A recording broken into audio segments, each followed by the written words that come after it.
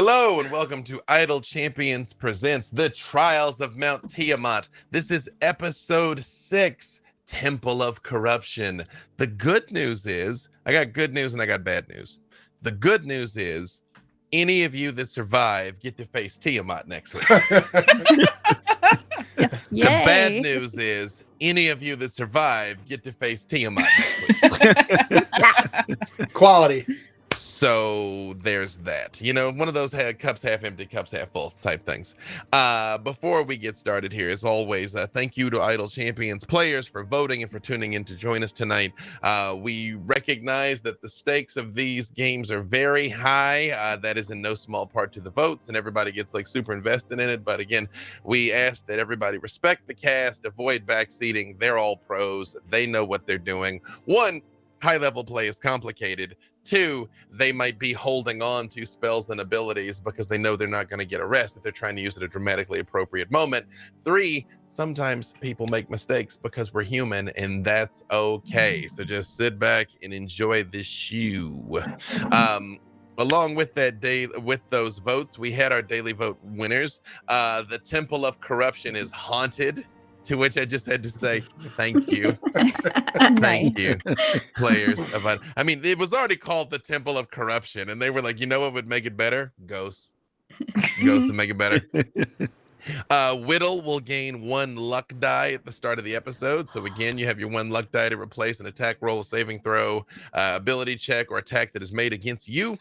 Penelope will find a new shiny item this episode. I gotta tell you, Penelope has some pretty significant come-ups in a 3-episode run here, you know. Whittle will have a guaranteed crit this episode. So again, you'll have a guaranteed natural 20. Wow. Which again, you know, that's our 1 house rule. A 20 always succeeds and a 1 always fails, even on skill checks. So you can win when you need to. The champions' foes are known for their trickery because why wouldn't they be? And the last but not least, Whittle gains haste this episode. Whittle and Penelope kind of running the board. So Thanks, everyone. I was about to say, because that's what Whittle needs is haste. Just Yeah, she's real slow. Yeah, right? You're like 180-foot movement speed when you dash or whatever, you know. But now you got haste. So you have a use of the spell haste. When you decide you want to use it, you just tell me, it will kick in. We have our stream code is CP6 the Corrupted is the stream code, CP6 the Corrupted, which of course I must say out loud as a verbal component to a spell. So I don't even know how you pronounce CP6. I'm like thick or you know. There you go. CP6 the Corrupted. The rewards are 4 gold champion chests for Dahani, Penelope, Shaka, and Whittle, as well as 1 gold supply chest. It expires November 29th at 4 p.m. I just love, as I'm looking at this document, the mods are like clicking around frantically. I'm like, did I forget something? Did I say something wrong? I don't know. I just see cursors appearing. For the giveaways, we have the Whiz Kids D&D Icons of the Realms, Adventure. I can't even say it. How Arvayaturus. Yeah, that one. You know, it's funny. I host a show about lore, and a shocking amount of these words we've read and never said out loud. And her. The gargantuan white dragon in the U.S. or Canada only, once again excluding Quebec. Once again, Quebec, you know why. And the all-core 12 starter packs, including Hitch, that is international. The winners are announced at the end of the giveaway. So if you enter the drawing, you got to stick around to the end. But that's okay, because your Twitch sub may have paid for the whole seat, but you're only going to need the edge. Thank you to our moderators, Jay, Mars, Martin, and Sasha. And before we dive into it, why don't we introduce you wonderful people, who you are and who you are playing. So I'm going to start here with the impending bride of Freely, if we both live through this. Hope. Hi, I'm Hope LaVelle. You can follow me on Twitter at @TheHopeLaVelle. I am a motion capture performer by day, D&D enthusiast by night, and today I am playing Penelope Halfpint, your Mark of Hospitality Halfling Druid, Circle of the Moon. It is so freaking adorable to me that she's Mark of Hospitality, just for the record, you know. Mr. Jim Zub. Hey, I am Jim Zub. So I'm a comic book writer. You can follow me on Twitter at Jim Zub, and I'm playing Minsk, the infamous ranger, slightly addled ranger, and his companion Boo the hamster, who you may know from the Baldur's Gate video games, as well as the Legends of Baldur's Gate and the other Dungeons and Dragons comics that I have written for 5th edition. Miniature giant space hamster. Yep. That's right. LaTia. Hi, it's me. I'm LaTia. You can find me at Twitter, on Twitter at LaTia Jacquise. Man, it's a Monday. I am playing your everybody's favorite Aarakocra monk, Dahani, also known as the Murder Burb, who it's canon now. She is murdered. You never forget your first. Shareef. Hey, I am Shareef, and you can follow me at ShareefJackson.com, ShareEF Jackson.com, Shareef Jackson on all social networks. I'll be playing Shaka, Damper Warlock. Hopefully this will survive. And also I'm a math and science educator as well. So looking forward for the fun. I mean, you only lost like some of your soul. Like you got like part of it still. It's fine. Yeah, mere percentile. I wouldn't worry about it too much. And now the newly catastrophically evilly empowered I gotta practice my evil laugh now. Hey everyone, that was pretty convincing though. Yeah, thank you. I'm Meagan Kenreck, and you can find me on Twitter at Meagan Kenreck. You can also find me on Todd Kenreck's YouTube channel, where we talk about D&D stuff. As some of you may already know, my character Will is one of the newest characters to be added to the Idle Champions roster, and I'm fast as heck, so go get her. That is true. That means now the entire the entire roster of the Heroes of the Plains is now an Idle Champion, so you can run us all in your formation. There you go. The whole family. That's the whole squad. Speaking of squad, chaos and war has erupted over Mount Tiamat, as you all are a number of multiple strike teams that were sent to fight back and prevent the ascension of the goddess Tiamat. She has found her way back from Avernus, and although she is not at her full strength, she is growing more powerful by the moment. And so a daring plan was hatched to send groups of heroes to all assault the mountains simultaneously to disrupt her restoration of power and stop her before she can sweep out and wreak devastation up and down the Sword Coast and all over Faerun, and quite frankly, probably all of Toril. Your team's mission was to seek out and stop the source of the corruption that was sweeping through the forest, in turning the local wildlife hostile, and also greatly boosting the power of the dragons that are here and fighting in the name of the cult of the dragon.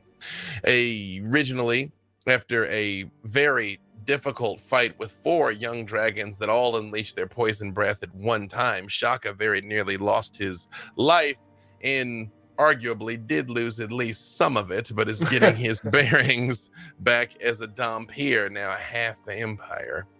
Yeah. After making your way through the forest and having an altercation with an odd green and red-haired halfling, or so it seemed, revealed itself to also be yet another very large ancient, or a very large green dragon that you defeated out in the forest, before finding your way to the grandfather tree and pleading with him to intercede to rally the denizens of the forest to actively fight back, to join this conflict and wage war against the cult of the dragon, and to help turn them back, and most importantly, to help you all find the source of this corruption. While you were talking to him, you were beset by a group of pixies that were riding giant horseflies. But as the grandfather tree has threw his head back and roared the call to arms, you see these pixies sort of slow down on their flies and turn and look at you and say, well, we're sorry that we attacked you, but if you didn't wish to be confused for some other kind of cultist, that you should probably dress much differently. What are the cultists wearing? Purple. Purple. His face is purple. Purple is the color of heroism and legendary deeds. And we are not cultists, not evil, only legends. But you look like the cultists. No. None of us are wearing purple. We're not wearing purple. Half of Mint's face is purple, as is a lot of his clothing. Okay, but the rest of us aren't wearing purple. Well, you were with him, and that's been our experience, that only bad people travel together. I don't think you even know what evil is. I don't think you've ever seen evil before or slain it at the edge of your sword. This fly flies right up to you, where this pixie gets right in your face, Minsk, where it's all like you can barely see anything past it. You don't know what I see, man. You don't know what it's like out there in the woods. Listen, you think glorious one. I don't need to hear your bluster. I have slain dragons, 2 of them in less than 6 seconds. I mean, yeah, so, they must have been like weak or sleepy dragons, whatever. They were not. They were deadly, poison spewing, greener than emerald doo-doo. You should get that checked out, buddy, if that's what's coming out of you. You see it does fly down next to you, Penelope Halfpint, and it says, "Oh, hail, Queen of the Forest.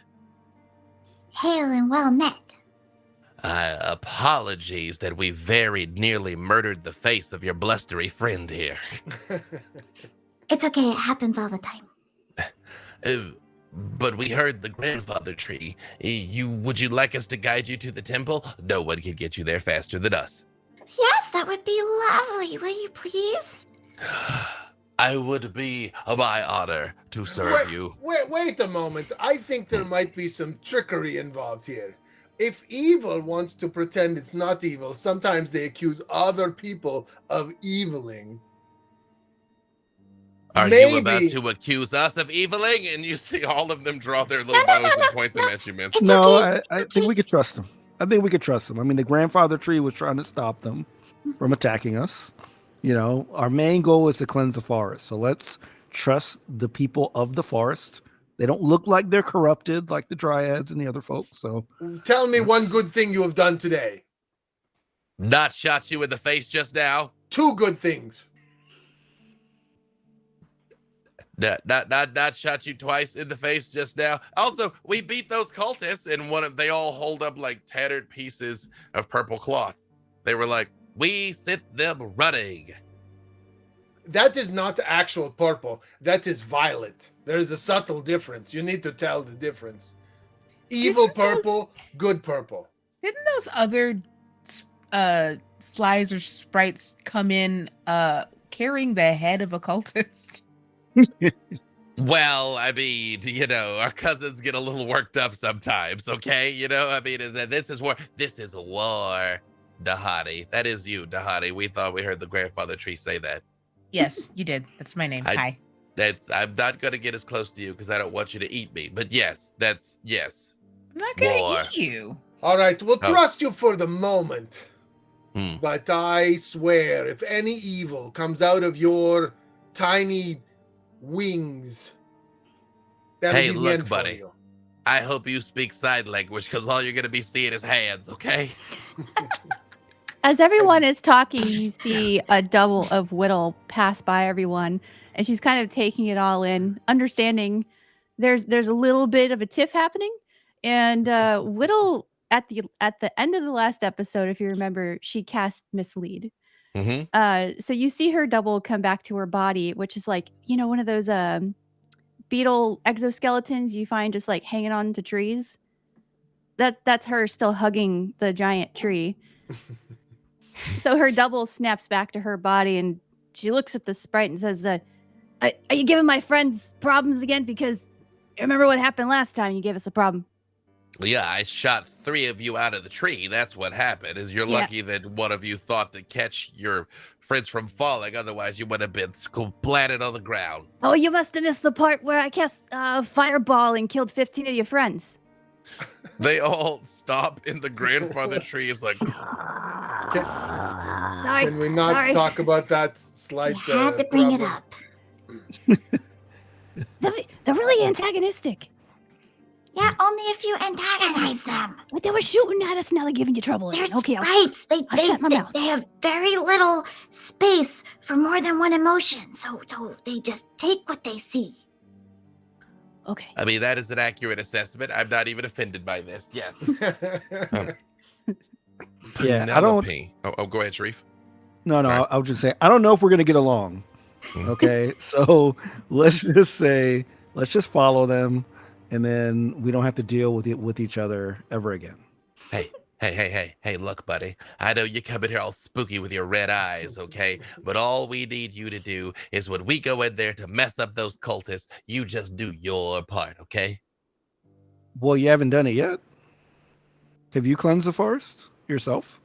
We were busy stopping you from trying to hurt the grandfather tree. Again, I think you guys are overestimating the fact that we dropped like 3 of you, and the grandfather tree just says, enough.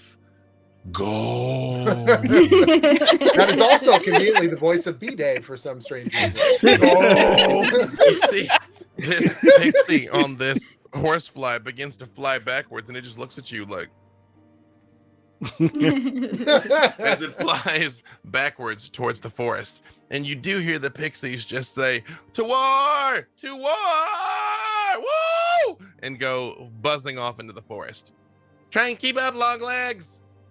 I just start walking and go, they can't even count. It is the first war, not the 2 war.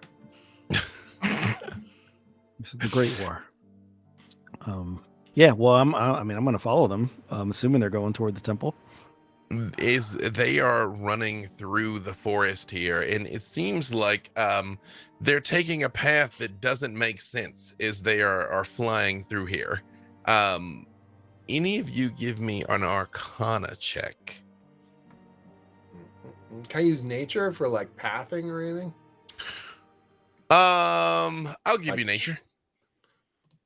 Oh, natural 20. 23. Hey, natural 20. Well, you, Dahani, definitely detect this more even before anyone else does.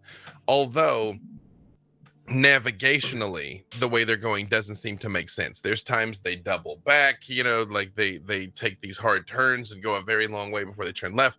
They're very much following along like the flow of this corruption through the forest. And it is getting stronger. Like they clearly are headed towards the source of whatever this is. Yes, Dahani, sorry. Oh, no, I didn't say anything. As you all are moving through the woods, it's pretty easy for you, Penelope, to keep up. Everybody else, it's a challenge at times. So much, Penelope, as you're kind of running through here, you actually realize you're alone. You don't really know when it happened, when you lost track of your companions or the pixies or anything. It's just the woods. Oh boy, I zoned out again.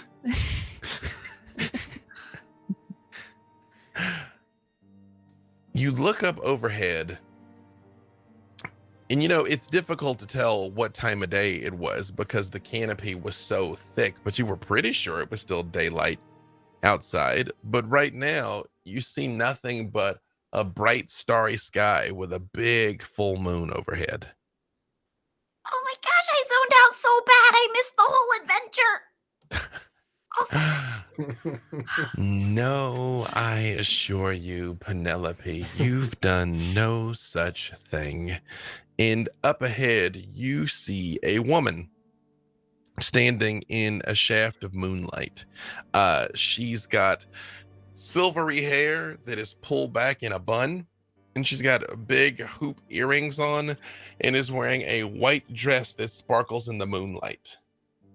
Does Penelope recognize this person? You can give me either history or religion. Great. I was about to say, you can give me nature too. I'll even give you nature. Okay. Oh, great. No. It's an 8. She just feels nice. Hello? Are you lost as well? Oh, actually, in a manner of speaking, I suppose I am. Uh-oh. I'm not lost physically. I know where I am physically. I'm here with you, the Penelope Halfpint. I'm more lost mentally. A great challenge lay ahead, and I'm not quite sure how to meet it. Well, just one step at a time. She starts walking towards you, and as she walks out of the beam of light, you notice it starts to move, where she stays in the moonlight the entire time. But she gets visibly older to you. She doesn't start to look like a withered hag, but I mean, she goes from, mature to borderline matronly. Like, lines wear into her face, and the hair grows much longer and becomes more silvery.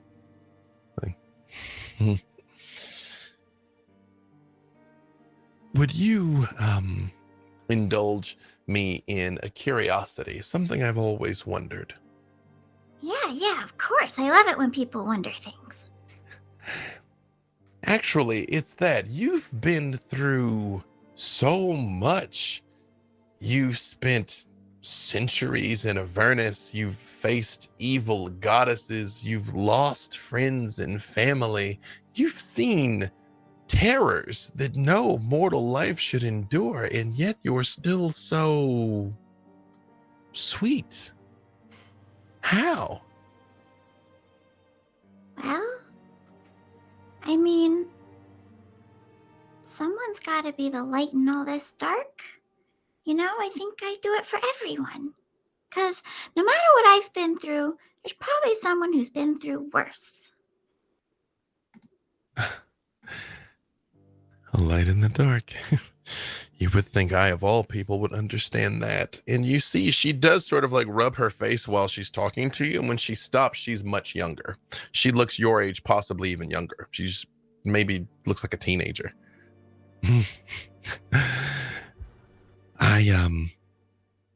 I don't know how active a hand I can take in the coming conflict, but I do know that Tiamat must be stopped.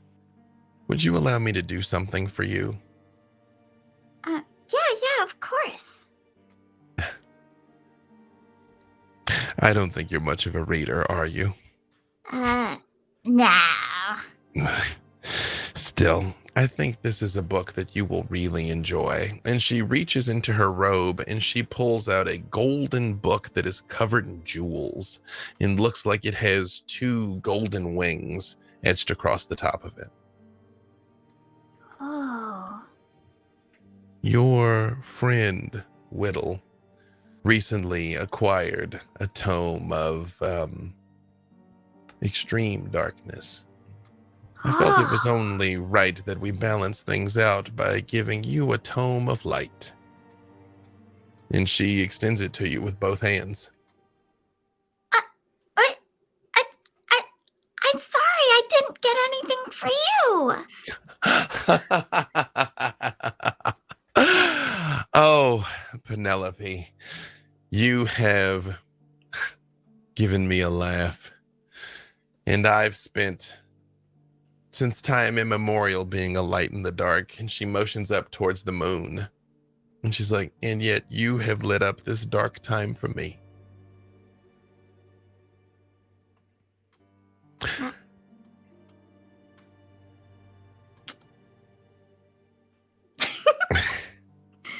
You see, she kind of furrows her brow a little and she ages again to the adult phase. She says, I don't know if you can actually reach her. And I do not know the limits of her curiosity with you. But if there is mercy anywhere in Tiamat's heart, perhaps you're the one and only person who can access it. Me? She kept your flower. Oh. Well,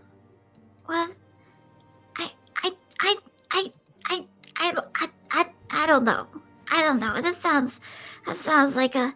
I'll try my best, but I'm just a little halfling. I don't know what I could do.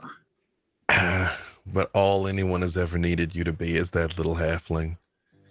I agree. I find it unlikely that appealing to any sense of goodness in her will pay significant dividends, but who knows?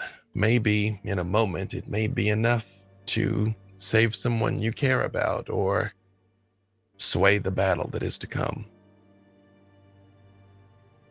Well, I will take your words, and I will take this book, and I will do my best. I promise. I wouldn't have really thought about, I just know that there's a big battle ahead, and I would do everything that I can do, to help. And if that's how I can help, then I will try. She reaches out and she just very gently touches your cheek, and she says, "Might I impart upon you one last blessing?" Okay.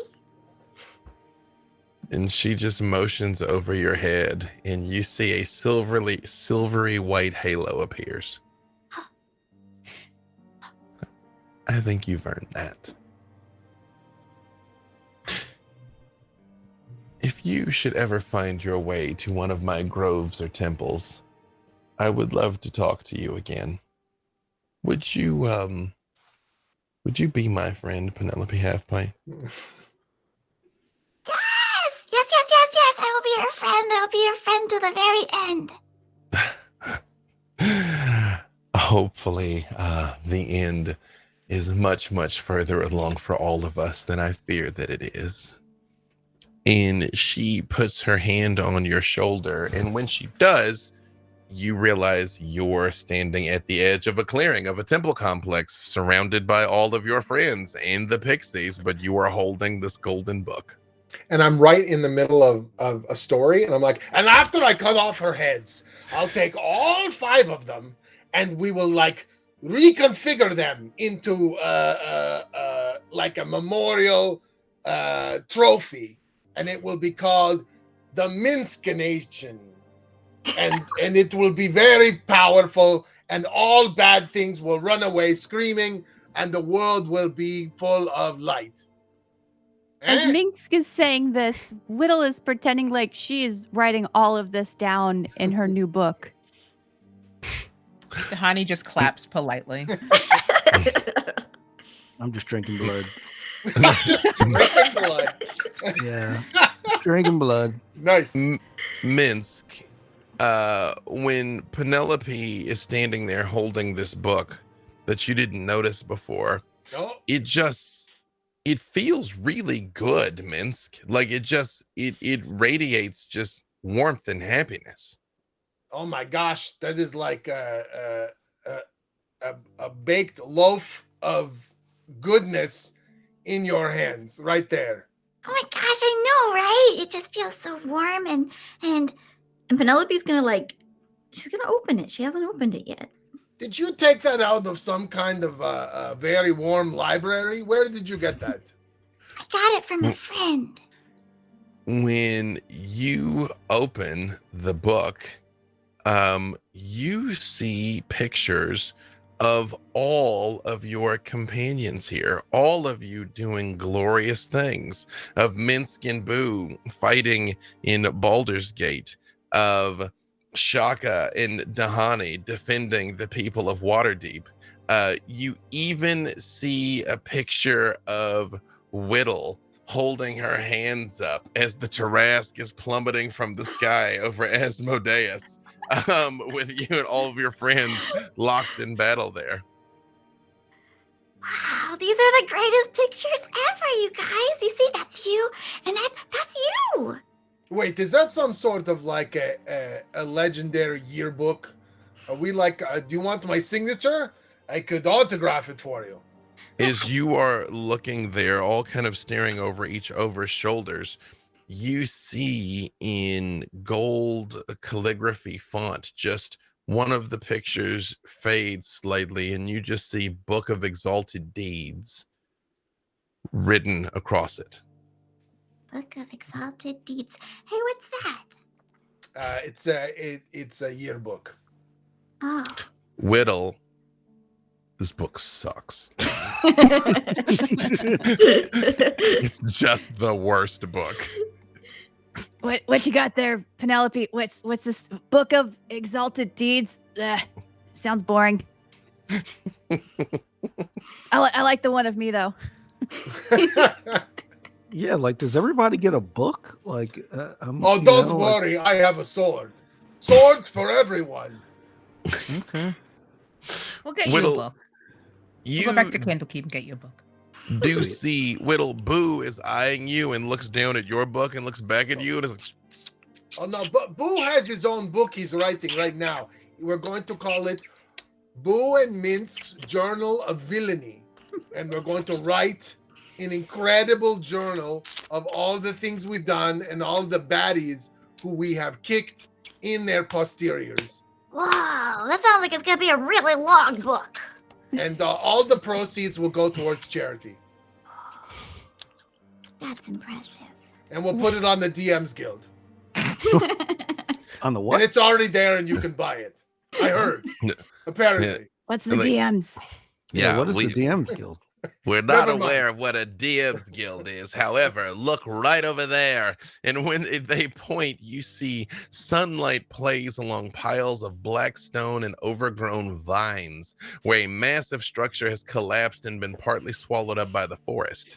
Judging by the size of its foundation stones and one still standing wall, this fallen temple must risen at least 3 stories in height. All lies in ruin now, surrounded by fallen trees edged with black mold. The forest kicked your butt, Temple. No, black mold is the worst. That is the worst. As you all are taking this in, you start to hear screams and commotion coming from nearby. A dozen well-armed acolytes bearing the regalia of the cult of the dragon approach at a run, with the creatures of the forest close behind. A pack of wolves is giving chase, with a flock of screeching crows suddenly swarming from above. Along the branches of the nearest trees, squirrels and possums slip stealthily forward with the light of retribution in their eyes. The acolytes' shouts bring more movement from within the ruins, as a dozen more cult operatives rush forth from some unseen hiding place, mages leading them, preparing to lay destructive spell power where the denizens of the forest make a stand. It is clear that if these mages start doing their thing, these forest creatures will be eradicated. No. Oh, can't it's let time that for happen. heroism. We got Yes. to do this. Okay. Yes. I fought these jerks before. They're not so tough. Time for heroism, which we also can say means initiative. So go ahead and roll initiative for me. Oh, Also, natural to- 20. Oh my Hey, goodness. getting them out early. Oh my gosh, I got one too. What the Well, heck? hold on Whoa. a second. I'm gonna come back to all this. Penelope, as save we that for have the done slides. with the others, it will not take you an hour to attune to your book of exalted deeds. You have access to it now. Yay. However, I sent you something on Twitter about yes. your major and minor benefits there. Okay. Okay. Let's see. Okay. I'm like ICP group 2. That's you guys. All right. Mhm. All right, Dahani, Total of 26. but net 20, right? Mm-hmm. Okay. Penelope, 15. 15. Minsk also a net 20, but what was Yeah, the total? 21 is the total. Okay, right. Okay. Perfect. Whittle. 21 is also my total. All right. All right. And Shaka. 19. Wow. All right. We are ready to go. No, you guys are ready. Like it's like you've been out here too long now. You know what I mean? Like, wait a second. Okay. Evil deserves swift butt kicking, clearly. Yeah. Clearly. All right, Dahani, you are going to be first. Nice. Well, let's just get in and get with it. I got a metric F ton of movement, so I'm just gonna move in and start bashing some heads with my fists. Presumably you want to go after one of the There's two clearly spellcasters whose hands are kind of like lighting up in flames, and you realize are about to deal the most damage. And then there is 6 guards. Yeah, let's go for one of the spellcasters. Alrighty. Minsk, you will be next, by the way, if you want to start rolling or deciding whatever you want to do. Oh, you can take a wild guess what I'm going to do. Heroism. Oh, lots and lots of heroism. All right, so this is 2 attacks plus flurry of blows. The lowest is an 18. That is a hit. Okay, so that's gonna be all hits. Mhm. Oh, that's lovely. That one's cocked. Oh, that's much better. 27. Might as well roll all of your attacks now, Minsk, in case any of those are a natural 20. Let's just save all of ourselves some time here. Unfortunately, no nat 20s, but some good stuff all around. Perfect. All right, we'll get to it in a second then. What was it there, Donnie? Sorry. 47 total points of damage. You smash into this guy, punching, kicking, beaking, clawing, and he very much begins to crumble, but doesn't quite drop as he just turns and looks at you wild-eyed, and he's all like, "Heretics, all of you! What are you doing No, I've got here?" feathers. No hair, just feathers. I appreciate. Do me a favor, Dahani, and roll 1d6 for me. Use one of my rivals D6s for this. Mhm. That is a 6. Across the way where the other cultists were running, you notice a moose comes running out of the woods, and the cultist like shoots it repeatedly, but the arrows just lodge in the antlers before the moose just gores this dude and flings it up into the air. I was a moose once. You know, that's whomst among us, right? All right, so what do you got there, Minsk? I got a 30, a 26, and a 17. Again, all more than enough. All right, so first one, and I roll an extra d6. These guys are clearly evil. They are definitely evil. Oh yeah, so I've got Whittle is going to be you next, by the way. 19 damage on the first one. Okay. I've got 21 damage on the second one. Okay. And I've got 22 damage on the third one. He already is not looking too good. As you see, Minsk and Dahani have like flown in, literally and figuratively, on these 2 cultists before they could unleash their attacks on the woodland creatures. Anything else from Minsk? Just screaming, "You should surrender now before my hamster finishes you off." Never. We will die for the Dark Lady. Oh boy, will you ever. Whittle. How close are we to the cultists right now? Oh, more than easy enough for you to be able to reach them. Okay, so I'm going to use my fireball at 5th level using sculpt spell to avoid hitting my friends and any nearby animals. Perfect. So Whittle, give me a perception check. Okay. I just saw the damage you rolled on that. Mm-hmm. Wow. 17. Well, sorry, you can give me the damage here in a second. Whittle, you notice as these like animals come out and are fighting in antagonizing these cultists, every time they look at you, they have the exact same hate in their eyes that they've got for these cultists. Like the entire forest is going to war, and you are not welcome here. So as soon as I see that, I'm ready to run at any moment. But what was the damage for the fireball? 38. Minsk, as you hack away at this mage, he steps back and holds his hands up, and just a wave of flames goes off, and he just ceases to exist. Actually, all of the cultists just go up in a wave of flames and damage. That's right, conflagrate yourself because you can't handle the sword. I see how it is. You weak. Anything else from Whittle? That's it. The one remaining sorcerer looks over at you, Whittle. Actually, hold on a second here. Nope, not that.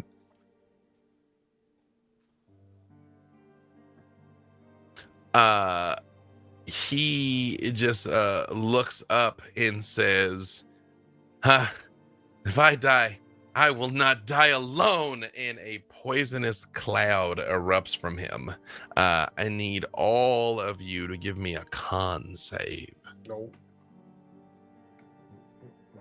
What the heck? Oh, Another no. Yeah. I was about to say, Wow. Minsk would have taken a lot of heads with that. Yeah, I think I might have gotten hit here. Oh yeah, I got smooshed onto that one. Mm-hmm. Well, what'd you get, Shaka? 10. And Minsk? 4. Whittle? I got a 15. All right, Penelope. I got a 10, but Mhm. my book says if I'm attuned to the artifact, I have resistance against one type of damage of the DM's choice. Wow. I'm going to say you have advantage against poison. Sweet. Nice. Yeah. Like I just drew that out for maximum Yeah. effect. That was good. As one does. However, unfortunately, this so you can roll with advantage against this. And I missed somebody. Who did I not get? No, I guess that's everybody. We had a natural 20 and the rest of you. So unfortunately, everybody but let's see. What did Penelope get with the? That's the highest was a 10. Oh no! Oh, that's the wrong spell. I was about to say. I was like, I may have done something much worse than I intended to here. Yeah, I'm like, mistakes may have been made. Oh, no. Okay. All right. Hold on. Let's see here. Is it too late for me to use my luck die? No, I haven't resolved it yet. So no, you Okay. absolutely can.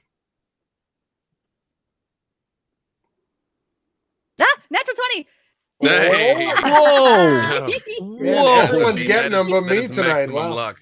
That is maximum luck. Nice. I'm gonna say with your Wow. natural 20, Whittle and Dahani, you both take no damage. That's because I was sucking it all in. It's true. I was taking you all the the poison poison. came out, and you just took a sharp inhale to try and pull it all into your lungs. Good news is I didn't roll very well. That's good. That's good. You guys got that going for you.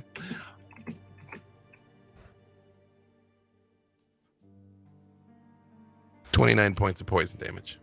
29. Ooh. Yep. Okay. Deal with that. That hurt. That hurt I a lot, almost- actually. I don't have great hit points after last session, guys.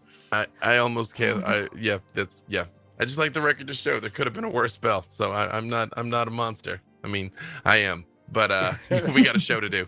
Penelope, was that advantage on saves or resistant to damage? Resistant. Oh, then I did not account for your resistance. So Okay, got it. yep. I'm good. Excellent. This person, he stands there like cackling in laughter as this cloud is going out around him. Shaka, it is your turn.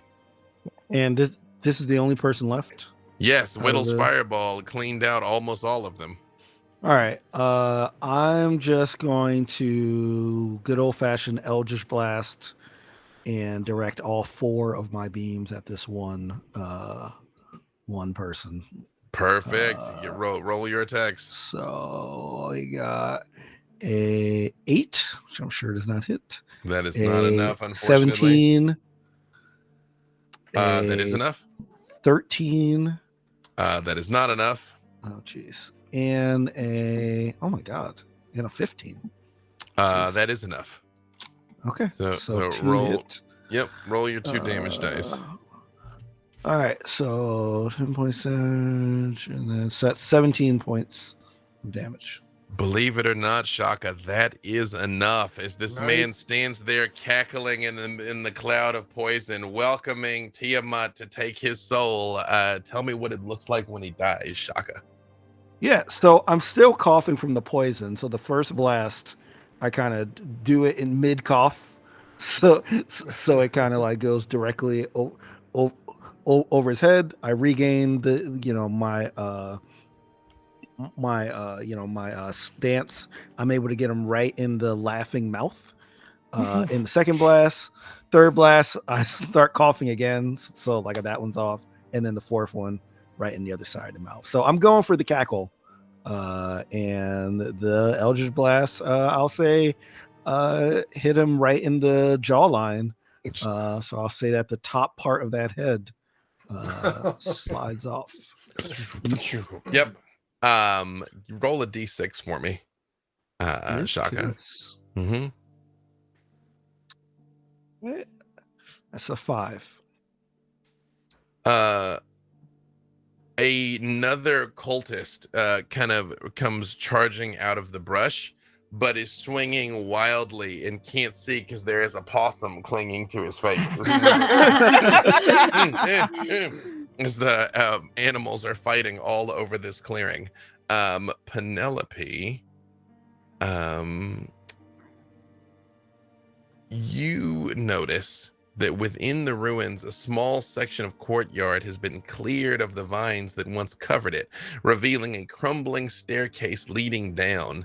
Light filters up from below, pulsing with a sickly green glow. Are we out of combat? Not quite.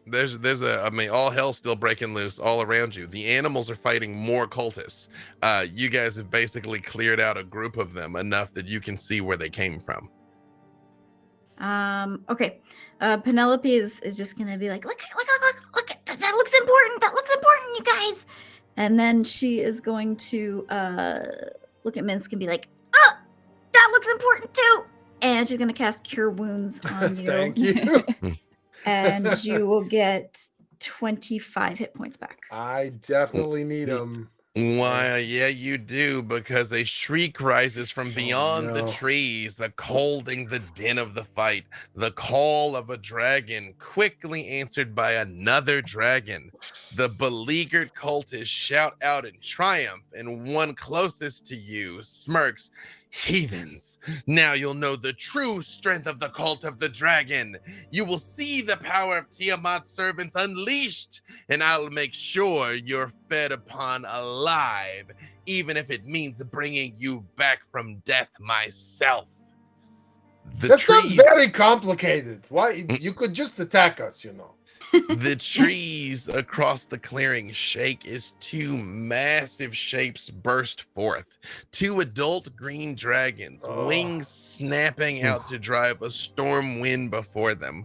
One lets loose a shriek that carries a brash laughter as the other speaks. You call on us, small ones, your tiny blades, your weak magic not up to the task. Then step aside and let your overlord show you how a fight is won. What would you all like to do? In initiative, it is assuming you all are going to stand. We're back around to the top with Dahani. There is this staircase with the green light. And there's dragons up here. Are they blocking the okay? Green light, green dragons. Green light, green dragons. You have to live to fight another day. Exactly. I'm going for the green light. Yeah. Let's Great Gatsby this. You guys are gonna beat feet? Yeah, I'm gonna beat feet. As you guys try and turn to run for this staircase, one of the dragons turns and looks and begins to run after you. When out of the woods, you see a huge chunk of stone come up and hit it in the face. And a second later, it looks like the entire forest begins to stand up as a small army of treants starts heading your direction. A rising wind rips the branches off the trees around the dragon, and then those trees are in motion, advancing towards where the cultists wait for their draconic saviors to advance. An army of treants is on the move, with even more forest creatures flanking them with a storm of howls, yips, growls, and squeaks. The last of the cultists devolve into panic as their dragons come under assault. As the treants wade in, a swarm of snakes leaps up on the neck of one of the dragons, slithering upward and locking mouth to tail around the creature's head, forming a living chain that holds the frantic dragon's mouth shut to prevent it from using its deadly breath. The other dragon is swarmed by thousands of squirrels and possums, shrieking as the furry horde spreads across the dragon's wings to prevent them from taking flight. Penelope, you see one of the treants stops and looks at you and just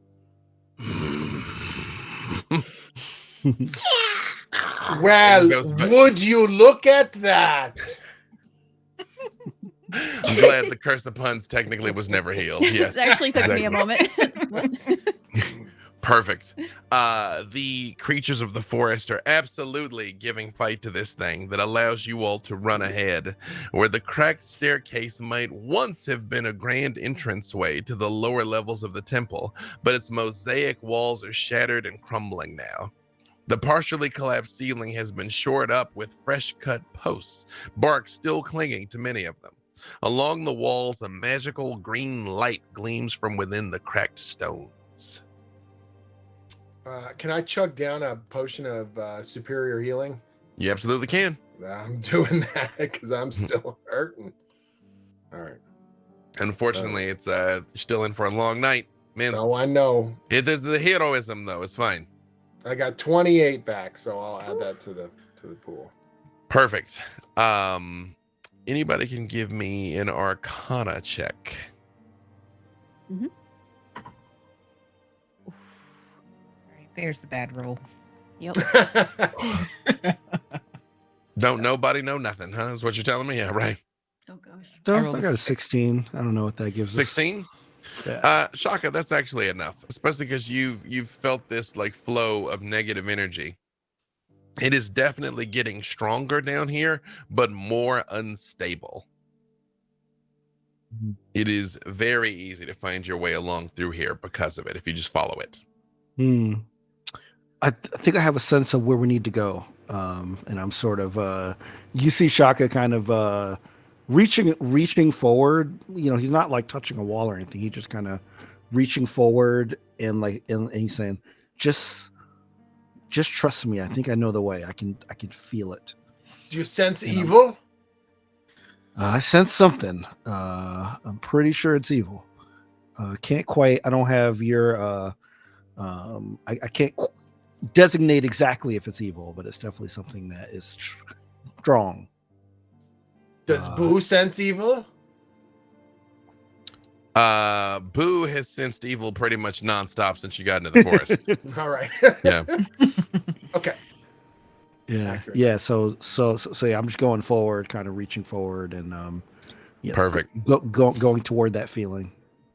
As you get down to the bottom of the stairs, the ceiling of this broad hall was once held up by stone pillars, but enough of those have cracked and crumbled to leave the ceiling close to collapse. Piles of dirt and rubble on the floor show where sections have already come down. The stone ceiling panels that remain now haphazardly shored up with more fresh cut posts. However, the legs of the crushed cultists sticking out from under one of the pile of rubble makes it clear that these upgrades have only been partially effective. Oh, you got smashed by your own stupidity. I just point at the cultist legs. He's That dead. is He true. can't hear you. Oh, he can hear me. His ghost is very embarrassed right now. Yeah. Well, we definitely need to be careful. Some of these things might collapse. All of you give me a dex check. Just to check. Mm-hmm. Yeah, thank God. Actually, you can give me acrobatics or perception. Okay. Give me either one. No, mine are the same either Hmm. way. Acrobatics and what? Or perception. Tani got a 25. Perfect. Mint's got a 15. Acrobatics. Perfect. Yeah, Wow. and Shaka got an 18 acrobatics. Perfect. I do have advantage on acrobatics. So that first one was 15. Second one is dirty 20. Perfect. What was that, Penelope? Perception 22. You are all able to make your way across this room. Some of you by carefully looking at boot prints in the ground of where others have gone. Other ones of you just very lightly stepping, carefully seeing where the ground cracks under you as you all make your way across. No problem at all. You realize one false step would have definitely brought the such at least a chunk of the roof down on your head. However,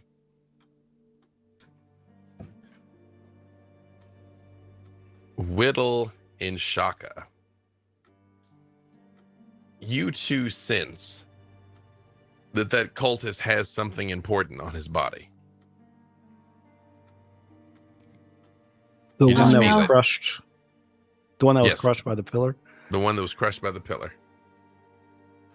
Yeah, I look at like Widow and say, "Do you sense something?" And I'm kind of jerking my head toward. Yeah. I feel like one of us needs to go back and get. It seems like there's something important on that dead cultist's body. Yeah, Oh, his but- boots? I'm just gonna walk back and. Oh, be careful. Yeah, be careful. I'll go with you though, because I don't know what it is, but I feel like if I get over there, I can kind of sense out in terms of what's important. Okay, I'll point at the body and I go, "Boo, inspect." I will, along with your previous rolls, I will allow you to get safely to it. It is, you think it is possible to extricate his body if you are careful. Boo climbs down and scampers around for a second. Is like, Yes, I know he's dead. Yes. I appreciate the update. Is there anything interesting? Any evil crushing items he was carrying, or evil items that we can purify and make good to kill more evil? when you say evil crushing item, he just like slaps the chunk of roof that is on his head. No, not the stone. Like evil. Never mind. What do you think we should take? You want to take the whole body? Yeah, can I investigate, see if there's anything that draws out to me? You can. All right. 7. You just, I don't know. It's like he's got something. I mean, you're between Boo and you're getting this close. You don't think he's undead. Like, I mean, he looks dead. So maybe he has something on his person. Yeah, let's just send Boo to kind of scurry around and see if Boo can find something in there. Because I think if Boo does it, there won't be any danger of, making anything else fall. But I can't talk to him. So can you tell him that? Or like, does he understand? I mean, if you say it, like, what if I'm you saying? say that out loud, Shaka, Boo just turns and looks at you and is like, Okay, I just thought it was a thing. I don't know. I thought it was He a thing. speaks Okay. goodness. Don't worry. Okay. All uh, right. Well, I'll watch you work. you see, he does root around around the body and everything. And he does come back up and he's like,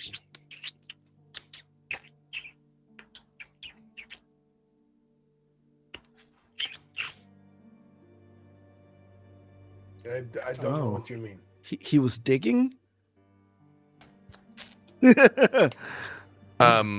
Penelope, are you carrying your staff currently? I am. Boo kind of scampers over and just like taps Penelope's staff and then points back over towards it. Okay, yeah? Okay. You want me to use my staff as a lever to yeah? Oh. Now maybe he has a staff. Ah, okay. Oh. Let's get Okay. the staff. He's got staff, a wand, a rod staffs, wands. Save versus rod staffs, wands. Wow, you're really good at this. Okay. Yeah, got this it, is got like it. Yeah, charades. good. Okay. Poor Boo.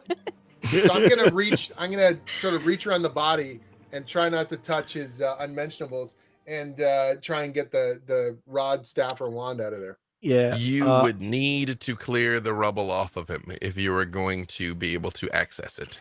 Can I cast Mage Hand? I don't know how heavy these blocks are on top of him. They're going to be too heavy for Mage Hand. Okay. You can't. One person can clear it, or a second person can help clear it. All right, I'm gonna just start grabbing stones. Just pick it up and go, evil rock, evil rock. Important point of rock. clarification is Mint starts, massively shifting the earth in this room with a sagging ceiling. Where are the rest of you relative to Mint when he does this? Far away and midair. Is anyone going to actively help Minsk? I'm actively helping, so I'm over there. You fool. Perfect. So Minsk, you can make a dex check with advantage. All right. A dex check. Not strength. Oh, it's dex.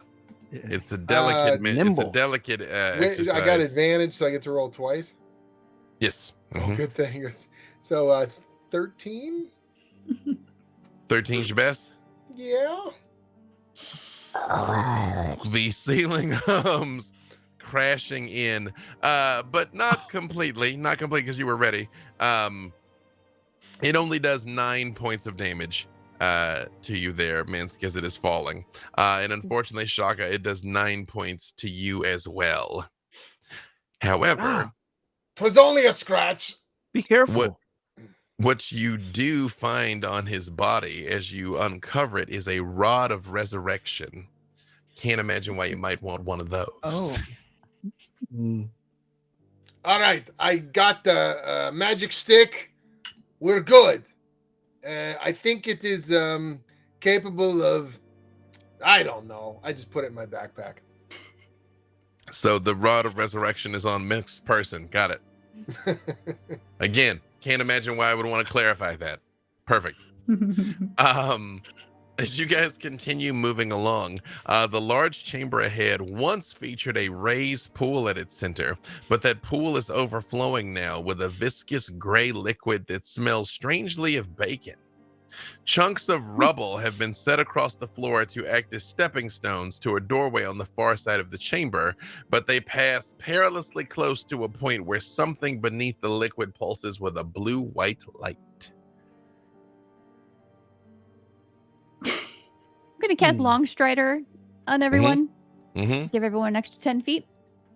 Longstrider will make you move faster, but not necessarily more dexterously. You're going to move faster, but still be careful. Okay. I'm going to fly across the room.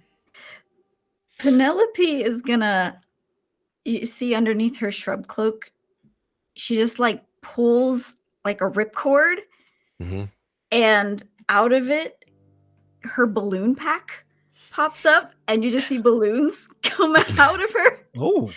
And she starts to levitate, as that's how she will make her way across the room. Good. I'll push her. I've never known you had a balloon pack. It was my wondrous item you said I could have. Yeah. Oh, yeah. Nice. Right. Is it? I thought you got a figurine of Wondrous Power. That's something you gave me. This is the one that I took for the show. Oh. Again, quite the come up in 3 episodes for Penelope Halflight here. Yes. You two start going by easily. Both of you give me perception checks as you're floating over this puddle of liquid. 23. Perfect. 17. That's going to be more than enough with that 23. As you're kind of making your way over this puddle of sludge, the bluish light inside is a wand that is glowing down in the puddle, in the pool. Oh, another wand. Somebody get it. I will continue. I will gently push Penelope so that her levitate makes it all the way across the room. Thank you. And then I will I'll try and scoop this wand out with my quarterstaff. I had the Give same me exact thought. acrobatics. Okay. 21. That is actually perfect because you needed a 20. You are able to fish this thing out and get it over onto the stones. But you notice two things about it, Dahani. It very clearly appears to be malfunctioning. It is repairable, but something is wrong with it. Like it's just like glitching and streaking. And you notice out of nowhere, just a bolt of lightning goes off in a random direction, not towards your friends. The second thing is it is coated with a near impossibly slippery substance. Like it's WD-40 times 1,000. It's like WD-4000, basically. Because you made the check, I will let you have the wand, but it's this stuff you realize if anyone that gets it on them, it will be very, very, very difficult to navigate or do things because you will be so extremely slippery. Okay, so as I'm kind of like gingerly picking up this wand and wrapping it in part of my smock and sticking it in my paintbrush pocket, I tell everyone that be very careful because if you slip in this stuff, you will slip forever. Forever. Speaking of carefully making your way across, everybody that is gonna cross presumably on the stones, unless you have another idea, give me acrobatics or investigation. Is the entire gap 30 feet or bigger than 30 feet? Like the entire gap over? All the way across? Let's see. Because if it's 30, I'd like to Misty Step across.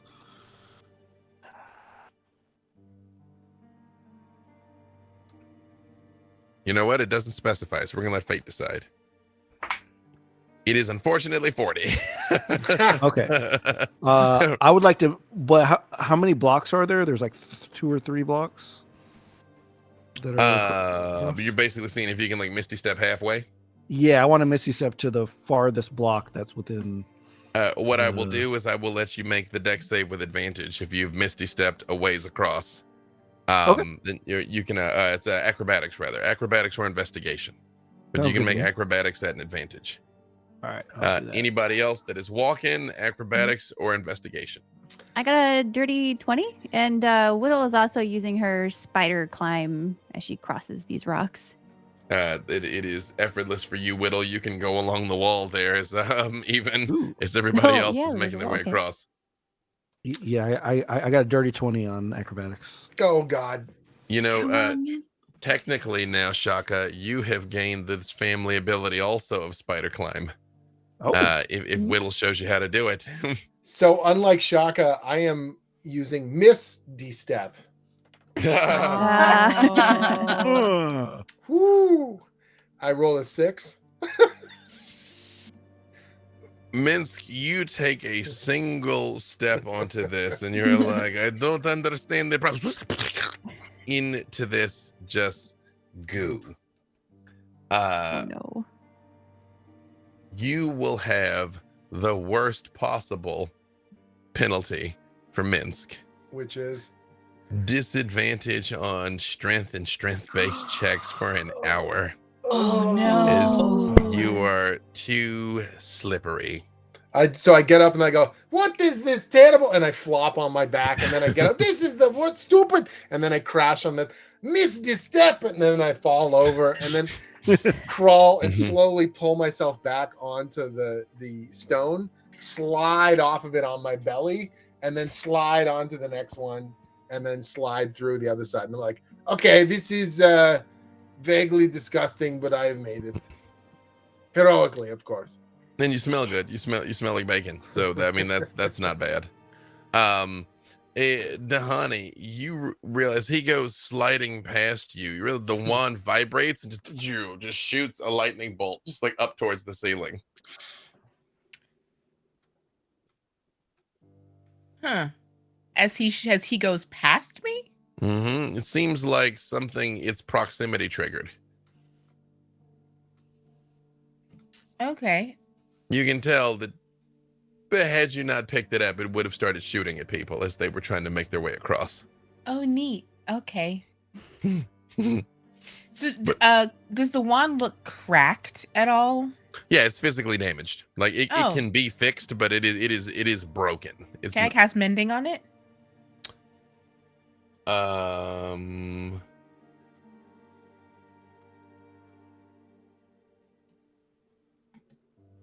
I will let you use mending to give advantage on a repair roll. Okay. Does anybody have tinkerer's tools? I feel like Whittle does. I feel like I do. Yeah. Yeah. Oh wait, Whittle- I actually have Tinker's tools. Oh, well, there you go. You Nice. can try and fix it yourself. It is a dex or an intelligence check. Okay. So it's two stages here. The Okay. first to physically repair it is dex or intelligence as a check, not a skill, just a straight up check. Okay. Yeah, I will go ahead and make that. Well, I mean, while everybody is trying to get Mhm. across, Mhm. you know, there's just this. Dahani is like sitting with like her legs crossed in midair, hovering as she tries to like fix this thing. Mhm. Advantage. Nice. That's a 23. You are able to repair the physical casing of it, but it will take a separate check to see if you can refocus the magic. This you will not have advantage on because that was the physical damage. This is the Mhm. actual function of the thing now, which would be Arcana. Okay, cool. Good luck me. Good luck you. You got this. You can do it. No, that's a 6. No. Who had the luck? Was it Whittle? Yeah, I already used it though. Oh, but you did already use it. Yeah. It's okay. I'm sure this will be fine. No. Yeah. This will is be gonna great. Great. It's gonna be great. Pretty great. Okay, hold on a second here. Hang on. Let me Oh just no. Oh no. In retrospect, she probably should have had Shaka help her with this, but she got a little too cocky. Oh no. You know what? Oh. You know what? I'm going to say that you did ask for help, and I'm gonna give you one more shot at this. I'm gonna let you roll with advantage. Wow, what a Oh. nice guy. Look at the otherwise it grace. it goes What right a- now. What Hey, a wonderful, I am not a monster. Okay, I am The nothing if mercy. not merciful. a wonderful benevolent DM. That is a 17 on my Woo. gorgeous die here. Nice. Much better. It might not be enough. Unfortunately, you needed an 18. Oh Oh no. Oh, As It's okay. Dahani, you were like, I got it. I don't got it. Boom! It explodes. And lightning flies out in all directions, doing 14 points of lightning damage to Oh. each of you. Okay. I thought no. you were Even gonna me say with the goo, it doesn't protect me. It does the opposite of protecting you, actually. Yeah. I thought you were gonna say 14D D some No- die, no. and I thought, oh god. No.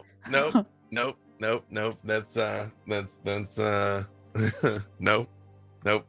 That's nope. That's just how that's gonna go. There you go. Let's I didn't edit anything, trust me. Perfect. As you all get up and dust your burned feathers off and everything and slide through here, a crumbling stone archway opens up to a triangular chamber 25 feet along each side with a tapered wall rising to a point. 2 doorways stand along the adjacent walls, one collapsed, but the second opening up to another corridor. In the center of the chamber, a triangular pit opens up, a silvery light pulsing in its depths. A narrow ledge around the pit allows access across the room. Minsk, Hmm? you hear something. Oh, It sounds like crying. there is someone being hurt or sad, and therefore there is evil making them sad. We have to stop it. Where's it coming from?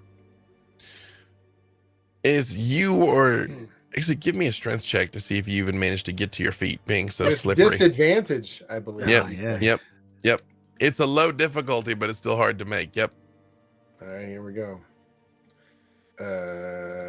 13 and a 6. Minsk, you get to your Oh, feet. You God. almost have it. I And hear crying, and that is not just my bones. Minsk, from right behind you, the room you see back the room that you just came through with the sludge and the stones and everything, you see what looks like a young woman in just a brown dress, just like a commoner, just like why didn't you save us, Minsk? You were supposed to be so strong. Okay. That cuts him right to the core. Because you are basically, yeah.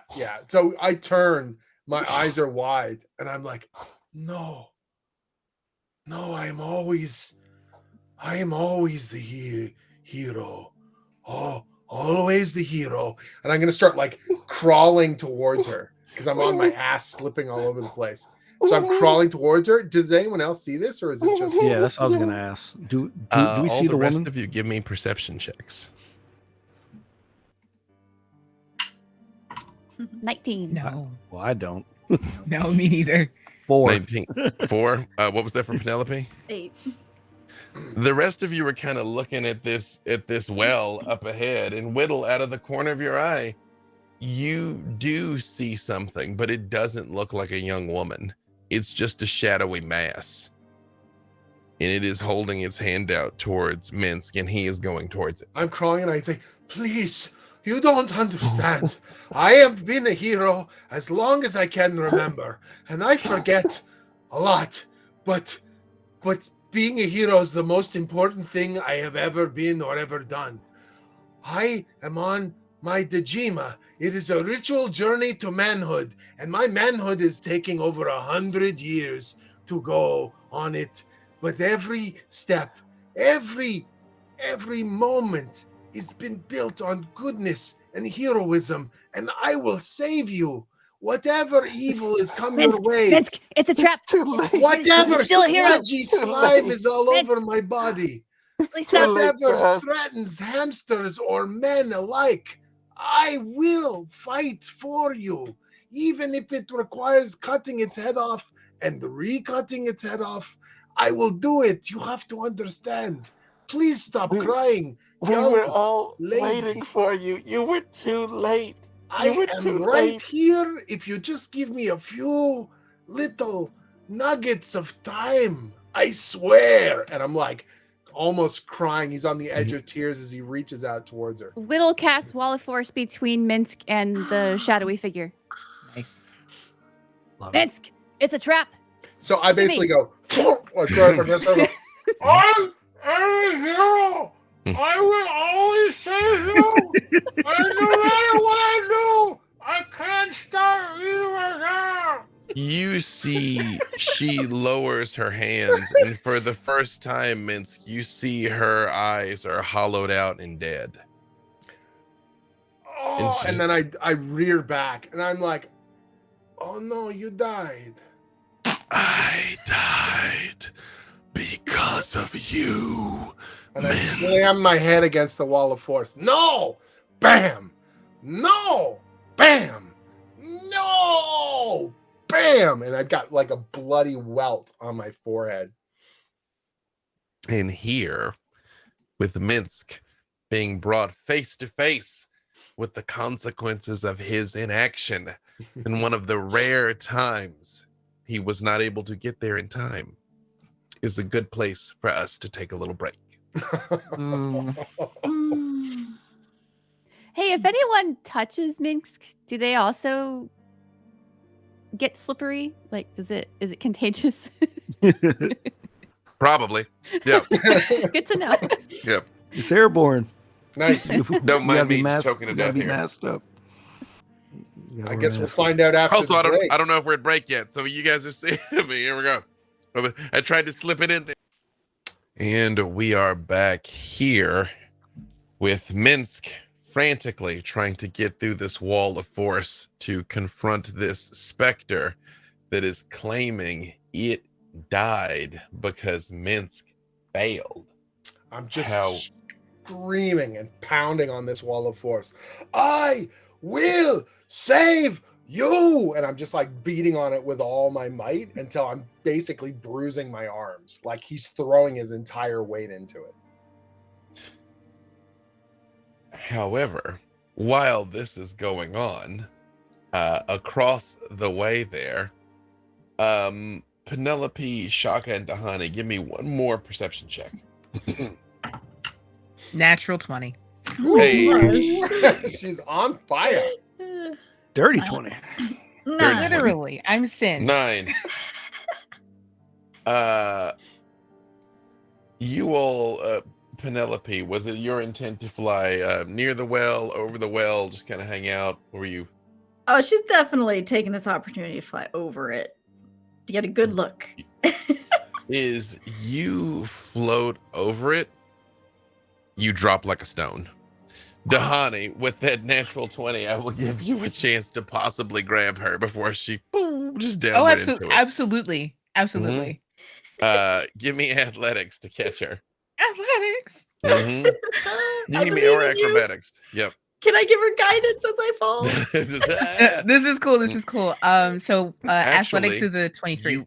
You raise your hand to give her guidance and nothing happens, Penelope. Oh, I see. Although Penelope is very small and that was a very high perception roll. And you sort of snatch her as she dangles over the lip of this well as you hear Mince screaming at the other side of the room at the same time. And you also, Shaka, somehow just with everything going on, didn't notice until now, and you see this, and you also see this specter on the other side of the wall of force. And it just looks at you again, Minsk, and it says, I should have known. I should have known. You wouldn't be brave enough to make amends now. I'm basically, bravery is everything for me. It is my heart and soul, my hamster spirit.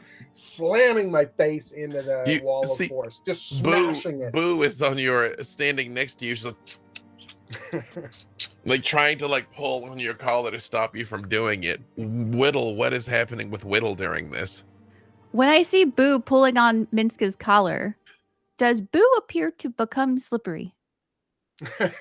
Boo can find no purchase. Although Boo would have been on Minsk when he went into the puddle as well, so Boo's probably got his own problems right now. Right. Okay.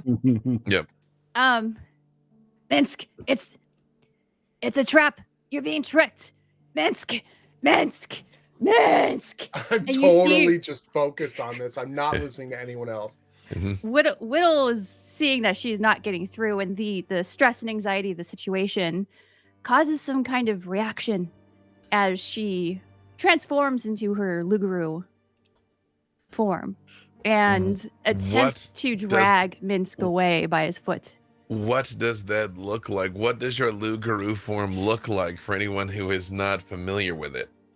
Her Lugaru form is about 4 times her height, maybe about 8 feet tall, 9 feet tall. It has a kind of silvery mane and wearing the same clothes, but they're ripped and torn. Her sleeves are gone. Her sharp toenails jutting out of her boots. And she is holding a blunderbuss that looks slightly modified now, as if it has red scales on the underside of it, and it is black and silver. Or red. Mince, give me athletics at disadvantage for me? For Whittle to try and physically okay. To try and physically move you. So Whittle's doing the roll? Whittle's trying. Yep. Okay. However, I will give you I'll give you your athletics, Minsk, against hers at disadvantage. Oh, that's good because my athletics is amazing, but at disadvantage will be good. Mm-hmm. Did you want me to roll too? Yeah, so you you're roll at rolling. disadvantage. He's all slippery. Oh, gotcha. Okay. Yep. Mm-hmm. Oh, I got some bad news. How about a 31? You resist me.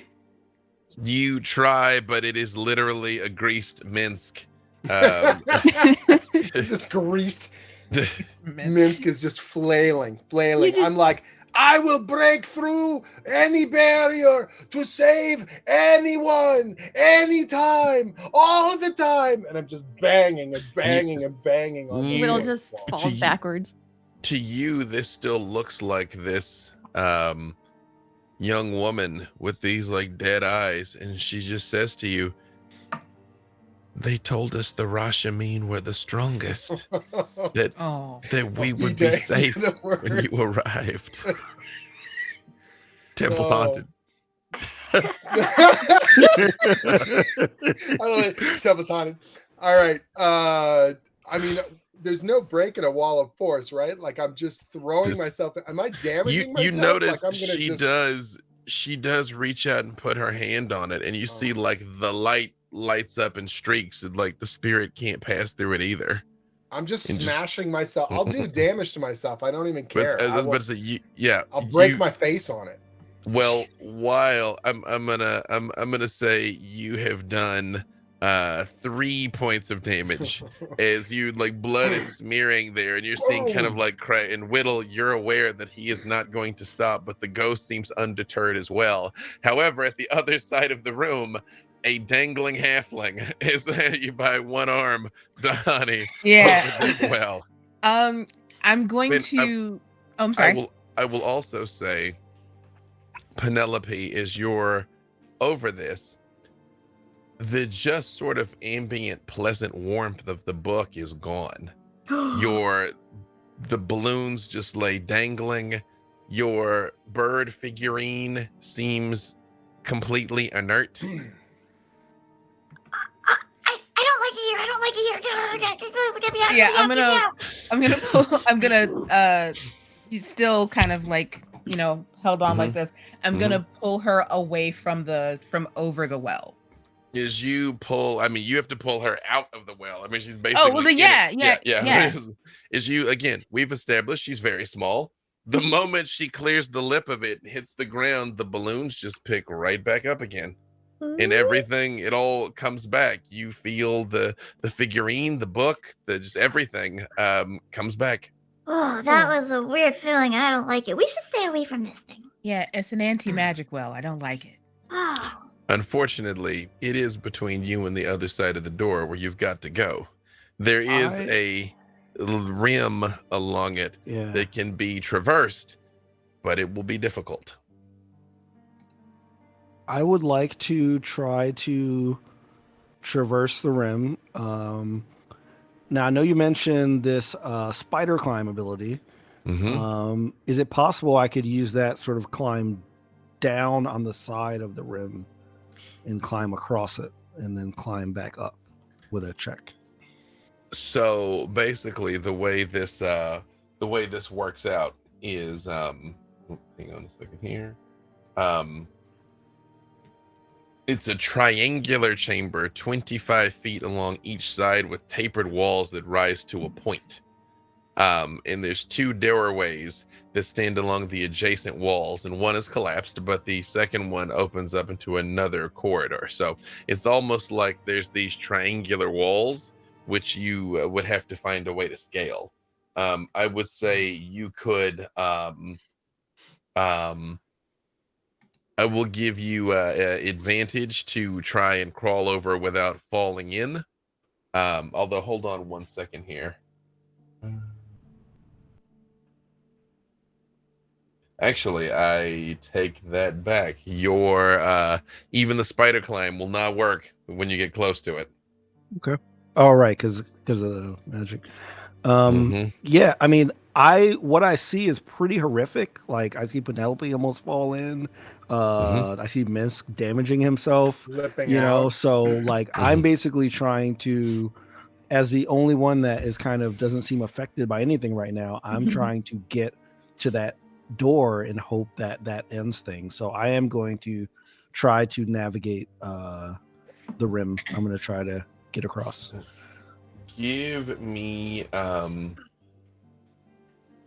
hold on one second here, sorry. Okay. Let's see. Give me an athletics check. Okay. Actually, give me perception or insight. Okay. Mhm. All right. 8 on insight. This all seems legit, Shaka. Yep. So go ahead and roll. All right, I'm going. Seems legit. Actually, you know what? Dahani, it was a natural 20 earlier you had when you were looking into this too. I'm gonna give it to you. It seems like it would be very difficult to traverse this unaided, and yet magic is not going to work.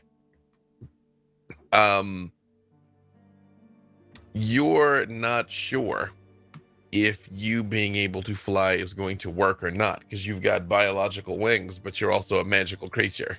So the odds seem 50-50. You are muted, ma'am. My bad. So I was flying with Penelope. Mm-hmm. So would I? So did I feel my wings start to fail me? Yes, you can pull up. You can fly higher and restore your ability. But if you get too close to it, you get the distinct impression, especially with that natural 20, any and all magic is negated in the area. That's why Penelope fell so quickly. Okay. You can probably fly high over it. Okay. Higher than Shaka's head, for example? About 50 feet. Like you got to get like up a ways over it. Otherwise, when you come too low, it is like, it is not gravitational. It's just magic stops working. It's just magic stops working. Yep. Okay. Mm-hmm.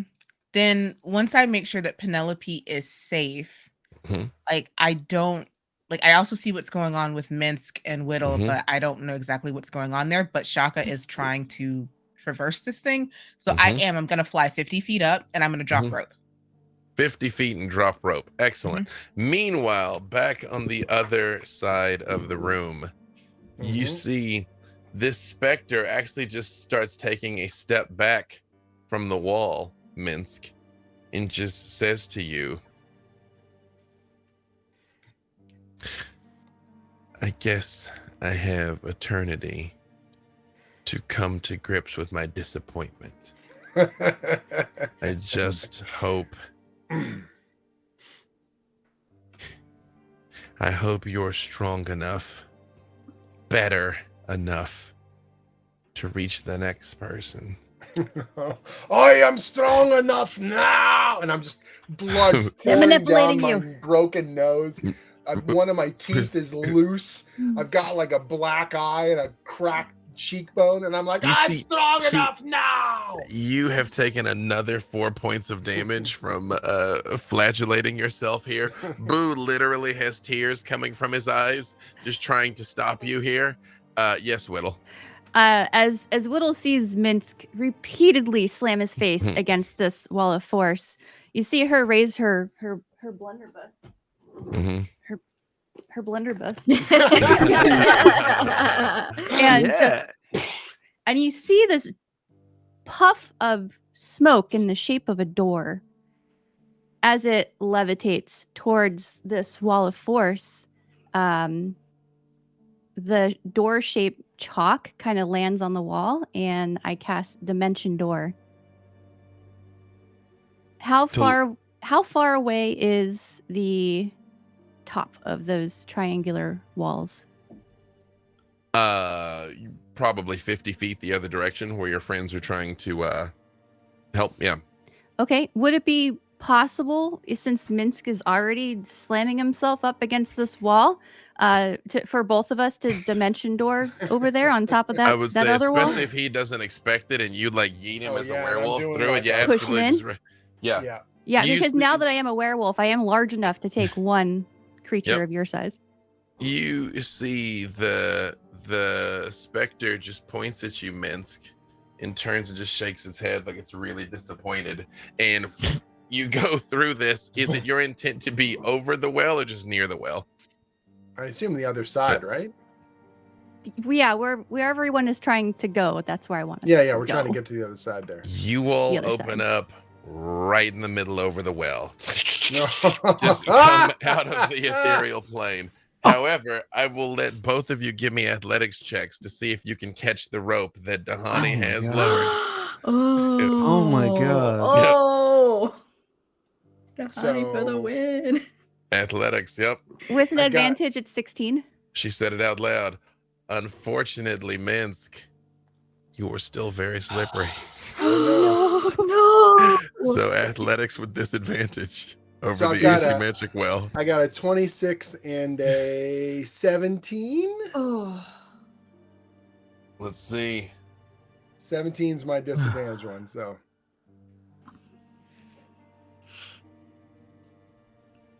Minsk yes. is Whittle. What did you get? A 16. Whittle, you get the rope. Minsk, you fall and hit the side and immediately begin sliding down, but are able to kind of grab on just to the edge Okay. of Oh my the far side of this thing to hold yourself up. Well, isn't that something? Let's see what you did there. Please hold on. I have a question. Mhm. Since I am, well, no, I guess I wouldn't be able to do it now. So, actually, I have no question. I have no question. I thought I had a question. I have no question. Now that there is a rope, you can all give me acrobatics checks to try and make it across this without falling in. I'm really surprised nobody's fallen in. That's that superpower monk stuff there. You know, the Do I have a save- disadvantage on dex checks as well? It is just strength, so no, not necessarily. All right. I think that was the game just trying to be kind. That you're all you can't get a grip on anything. Is essentially the idea. All right. Mm-hmm. I didn't do fantastic. I only got a 14 though. Mm-hmm. 14, 12. 12, 16. 16, 22. 22. And for me, the holder of the rope, what would you like? Still athletics. I'll say you managed to anchor it. I'm not gonna make 20 this a strength thing. Yeah. 26. You know, I need to know, Penelope, when you need to get across with this rope over this like gaping 30-foot well of energy and roll that well, what does it look like when Penelope does it? Just when she grabs the rope and tries to get across. Mm-hmm. Oh yeah, this is Penelope's favorite thing. She loves swinging on vines and stuff. So she's just back and forth and until she gets enough momentum to just hop off. Perfect. The rest of you, I will say, because they rolled so well, you can make it across. It's just slow going. It's rough. And there's a couple of pulse pounding moments, especially when you're over the well, all magic ceases. Minsk, you're so used to hearing Lillicor in your ear being like, hey man, don't let that ghost get to you, okay? I mean, maybe like she wasn't that tough or she wouldn't be dead. Why don't we just go cut the ghost head off? That's what you need. If we cut the ghost head off, that's going to be healing. And then you get over the well and there's silence. Eerie silence that quite frankly you're not accustomed to after having spent so much time with Lillicor's constant Banter. ramblings. Yeah. So I'm climbing over and I'm just sort of muttering to myself, I will be back to save you. Maybe not right now, but eventually I will. I always do. Every time. I'm a hero. And I'm just sort of climbing my way across. It's eventually also Whittle. When you cross out over that, your Lugaroo form dissipates. You back to a rock gnome. Okay. Well, I mean, this if is awkward. convenient. I'm feeling better now. Right. Mhm. The rest of you, again, you all experience this. If you have any magic items are all suppressed, anything intelligent, anything powerful, it just goes away until you get out from over the well and on the other side and you feel the power return. Whittle, you almost have the opposite effect. The darkness is gone for a time. But the darkness is starting to become familiar, Whittle. Is that good or bad if you don't feel it? I don't know if I like this very much. Okay, you get used to one thing, and then I feel like I'm having a little bit of an identity crisis. Unfortunately, when she lands on the other side of the well, you all notice Whittle just stinks to high hell, actually. Like, when you were outside, you were like, there's woods, there's animals. No, that's her. That smell is her in particular. Sorry, everyone. It's the book. Nice. Hold your breath. You do notice between Whittle and Penelope, there's like when you see two different oceans or different bodies of water that meet, and like the currents are at odds, and it's like two different colors of water that are also that's the air in between them is just like like their auras are doing battle. Do I feel uncomfortable around Penelope now? You're very clear it's the book, it's not her. That book sucks, Whittle. Yeah. You enjoying that book? This book is amazing. I'm glad you like it.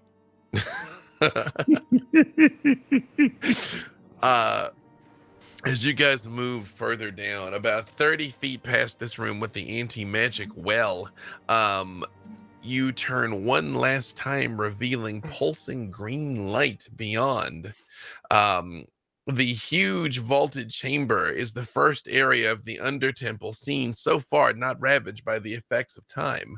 Its white stone walls are unmarked, its ceiling held up by pristine columns of green stone, but red-black bloodstains are unmistakable along the flagstone floor, and the walls are lined with piles of human bones.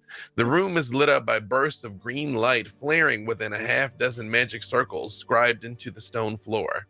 A frenzied-looking figure in the regalia of a mage runs around the room, stopping at each circle for a moment and frantically waving their hands, with the green light flaring or fading in response. And he stops and looks at you, and he's like, you... Stay back. Stay back, or so help me in the name of Mother Tiamat, I will destroy you. I'm sorry, I'm not great at math, but I think it's one person versus like 5. I'm never alone because I have the 5 heads of Mother Tiamat with me as well. Yeah, well, we've got our 5 heads plus like 3 other dragon heads in Minsk's bag, so. I'm just like stoic. I've got this dried blood under my nose, and I've got this distant look. And I'm going to say, if you are evil, you should probably give up right now. All of you give me perception checks. Nat 20. Hey, Penelope, that is plenty. As this guy is here, you notice all around the room the exact same black gems that were in the Dryad Grove are here. However this dark energy is being routed out of this place and outwards, this is where it's coming from. The gems! Everybody look! Where exactly are they? Are they on the walls or so in the circles? There's circles on the floor. They're in the circles that he was walking around tending to. Like you see, he himself is doing something with it. And these gems must be destroyed. Okay. You can't destroy them. You can't stop it. There's nothing else you can do. I draw the sword and I just point it down and I go, you will stop it or we will stop you. Oh, come on, man. I'm telling you, that's what you need. You can feel so much better if you cut this guy's head off. Come on, miss. Let's go. I have heard from a very close friend that I will feel much better if I cut your head off. And I believe him. He looks at you and holds his hands up and he says, I commit my soul to Mother Tiamat. And you see frost starts forming in his hands. However, I commit my sword to your neck. And then you have added, because going with our previous initiative, it would be your turn. So we'll just keep it rolling. So right. Have at it, Minsk. So And I'll Whittle give, is after that, for the record. three attacks on this Okay. poor fellow. First one is a 24. That is enough. Second one is a 29. That is also enough. Third one is an 18. That is also enough. Is he evil? Yes. Oh, baby. Do you just want the total damage? Yes, please. Let me do this up for you. And then Whittle, as Minsk has thrown himself against this guy, what is Whittle doing? With the book, I can command evil. Indeed you can. So I'm going to dominate monster. Perfect. All of you I hit give him me for- a... Oh, You sorry, hit him go for ahead. how much? 51. Jeez. Oh my god. You... Just. Minsk, you come and just lay into this guy, and believe it or not, he falls backwards and just hits the ground. And the green energy in this place comes swirling into him, and he gets up again. This is not the blessing of the Dark Mother that I expected, but it is one I will greatly accept. What was the save he needed on the Dominate monster? Wisdom 19. Wisdom 19, which he does not make, Whittle. So he gets up from the ground, still with gaping wounds all over him, and holds his hand up again and just stops and looks at you. And then I'm rearing the sword back because he's not fighting back. I'm just going to keep at him unless someone tells me to stop. Whittle, do you ask Mince to stop? Theoretically, you would know if Whittle, if Mince keeps attacking, he has a chance that he will snap out of the dominate. But currently, he is under your control. Hey, Minsk. I'm trying to concentrate on holding this monster. And, I don't know, I feel like if you keep hitting him, he's going to snap out of it. He's going to snap. I've already No. snapped. I'm going to snap his No. neck. I'm going to snap his arms. I'm going to snap that little bone. I can't remember what it's called. The one right above your, by the shoulder. The collarbone. Yeah, that one. I will break it. I'll snap it. Snap. Okay, well, let's put a pin in that. But not literally. Can you just wait? I just sort of got the sword and I'm like, Oh. if he makes a single evil twitch, I will finish him. All of you give me con saves. Oh dear. Oof. Nat 20. Nat Nice. 20. 18. 18. 21. 21. 26. 26. Whittle. 9. Whittle, as you are concentrating on him, Mm-hmm. you don't realize that these the pulsing green light from this place flares out towards all of you, and most of you were able to steal your resolve, but Whittle, you don't see it as it kind of slams into your back for 11 points of radiant damage. Okay. And I need you to give me a concentration check to see if you can hold on to this spell. Okay. And I do Mhm. have a Warcaster. So Yeah, I then you do have have advantage. advantage. Mhm. How much damage was that again? 11. 11.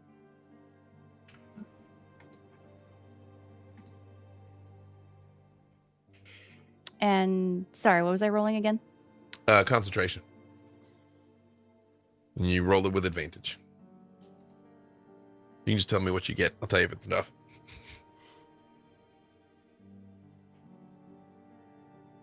However, while we're resolving this, well, actually, it's the monster's turn next. So whether or not this works is highly relevant. So that's a 19. Yeah, you are able to maintain the spell, no Yes. problem. Dominate is not like Charm. Charm, they feel like they're your friend. Dominate, you have taken over his mind completely, and he's a puppet. So he's still just standing there. Nice. However, presumably he's not going to do anything on his turn except be dominated. So Shaka, give me Give me. You can do, actually, all of you can do this. You can give me acrobatics or arcana, or Miss, for you in particular, give me perception. Perception? Mm-hmm. 1 sec here. Oh my gosh, 17. That's unusual. That is unusual. All right, we'll put a pin in that. For the rest of you, it's arcana or acrobatics. I will take Arcana for 16. Okay. I got a 16 as well. Okay. Acrobatics 22. 22. Acrobatics 23. 23. Penelope and Shaka. You realize you can arrange these things where you kind of will set up like a feedback loop. Instead of the energy being pumped out of this place, it will kind of be trapped going around through this place. Shaka, do you see it? If we can move these things, we move them around. Oh, it could be like a sandwich. Yeah. How about you take one half? Well, now I'm hungry, but while I'm thinking about that, how about you take one half and I? Well, do you feel like you could do half of it? Yeah. Okay, yeah. Then I'll take the other half while he's being held. It looks like let's just work this because it doesn't look like he can do anything right now. All of you see around you what looks like ghostly images of people, and you see them coming in here, and they are bringing with them livestock and deer, and they're making blood sacrifices on the altar, but they're doing so with reverence. There's nothing barbaric about it. It is, the blood returns to the earth type thing, so that the blood might, bless us in return. Like we are offering to the gods, for the gods' bounty. But you see over time, it changes. It just sort of becomes twisted and altered, where instead of giving life to the land, it has begun taking life from the land. Instead of creating abundance, it is creating corruption. And these diamonds are all pivotal into what's going on in pumping this power up into Tiamat. However, all of you give me one more Arcana check, and Shaka and Penelope can roll with advantage. An Arcana check? Arcana, yes. My worst. I will say, Minsk, for your role, you realize that there is something to be said for violence. You can just start breaking some of these things too, although it seems like Penelope and Shaka have it under control. I'm eager to break things. What'd you get on that Arcana, you guys? 21. 21. 18. 18. 15. 9. Whittle, it is apropos that you of all people realize this. Shaka and Penelope have stopped the flow of the energy, at least for a time. You don't know if it's permanent or not, but they can stop it from getting to Tiamat. But it's not possible to keep it here. It is still going to go into the nearest dragon. One way or another, the nearest dragon is about to get this pent-up power. Penelope and Shaka, we gotta figure out what dragon we want this energy to go into, and she's still concentrating really hard. So she's not making eye contact with what anyone dragon? except for... You mean we get to choose? It's the nearest one. Whoever the closest one is going to get it. I wish we had like Oh, sorry, go ahead. I wish we had like a dragon calling thing. So we could call back to that dragon that I saved. Yeah, we could summon one, but I don't know. Uh-oh. Oh. I don't know what's about to happen, but I like it. What are you planning? Me neither. Oh, I think I know what's about to happen. What if I was the dragon? Yes. Too bad I Yes. can't do that. Is that possible? I don't think so. Can't- If only. Maybe- I don't think so. I was running through my head Hey, the possibilities. yeah, I was like, I'm just like, hey, maybe you can roll deception to trick Trick the the magic. green, trick the magic to think you're a dragon. Unfortunately, there are two dragons that you are aware of, and they're right up on the ground above you, fighting with the creatures of the forest. The two green dragons. Right, that's right. The ones that we ran past. Right. Oh man. Do we want to go get one? Oh, to be No, clear, it's gonna go to them. to happen. Yeah, like Yeah. Okay. you cannot make it not happen. You have succeeded in blocking the flow of the corruption into the forest. You have succeeded in stopping Tiamat from gaining this power, which is a win, but it's got to go somewhere. It's like grounding a lightning bolt, basically, and it is going to go to the nearest dragon. Okay. Okay. We just got to be ready to fight when we leave. Yeah. I mean, we've taken out. Well, y'all took out dragons while I was. Quick! On a very lucky roll. Let's just clarify that. Dahani! Mm-hmm. I need you to hit me really hard. Are you sure? Yeah, I'm really sure. You gotta hit me. Like a lot. Okay. I'm gonna punch Penelope once. Thanks, I hate it, but okay. Yeah, Lord. yeah. If she doesn't move, I won't even make you roll for it. Like, okay, but where am I gonna hit Penelope? This is important. She's this big. I know. There's not a lot of real estate there. I'm gonna punch her like right in the in the back. Like it's a wide surface area. It's really just like I'm pushing you. It's two kids fighting on a playground. She hits you.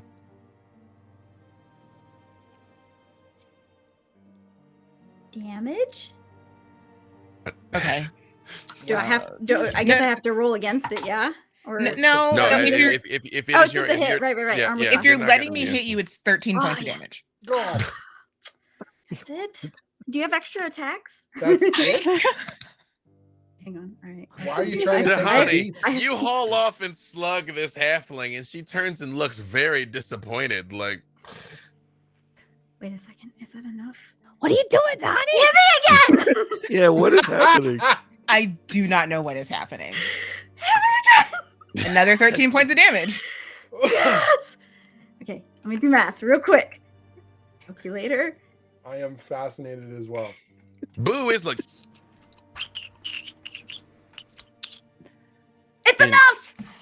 Penelope pulls out her golden canary figure, and because she has less than half her hit points, it turns into a adult gold dragon. Oh my gosh. Perfect. MVP. Behave.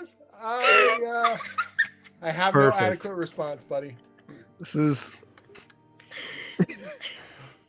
that is not at all how this works, but it is now. If you put the figurine down and it grows and changes, and you see all of this energy come like swirling into it, it just turns and it looks at you, Penelope, and it's like, are you my mommy? Yes! Yes, hello, hi! It's so nice to meet you! I'm not just your mommy, I'm your friend! What is my name? Albert. Albert.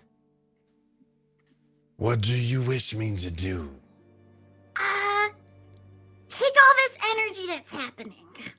You see this like flowing all around it already. It's like looking like physically like its muscles are rippling and there's like a green twinge to it. And It's like, listen, this is very important.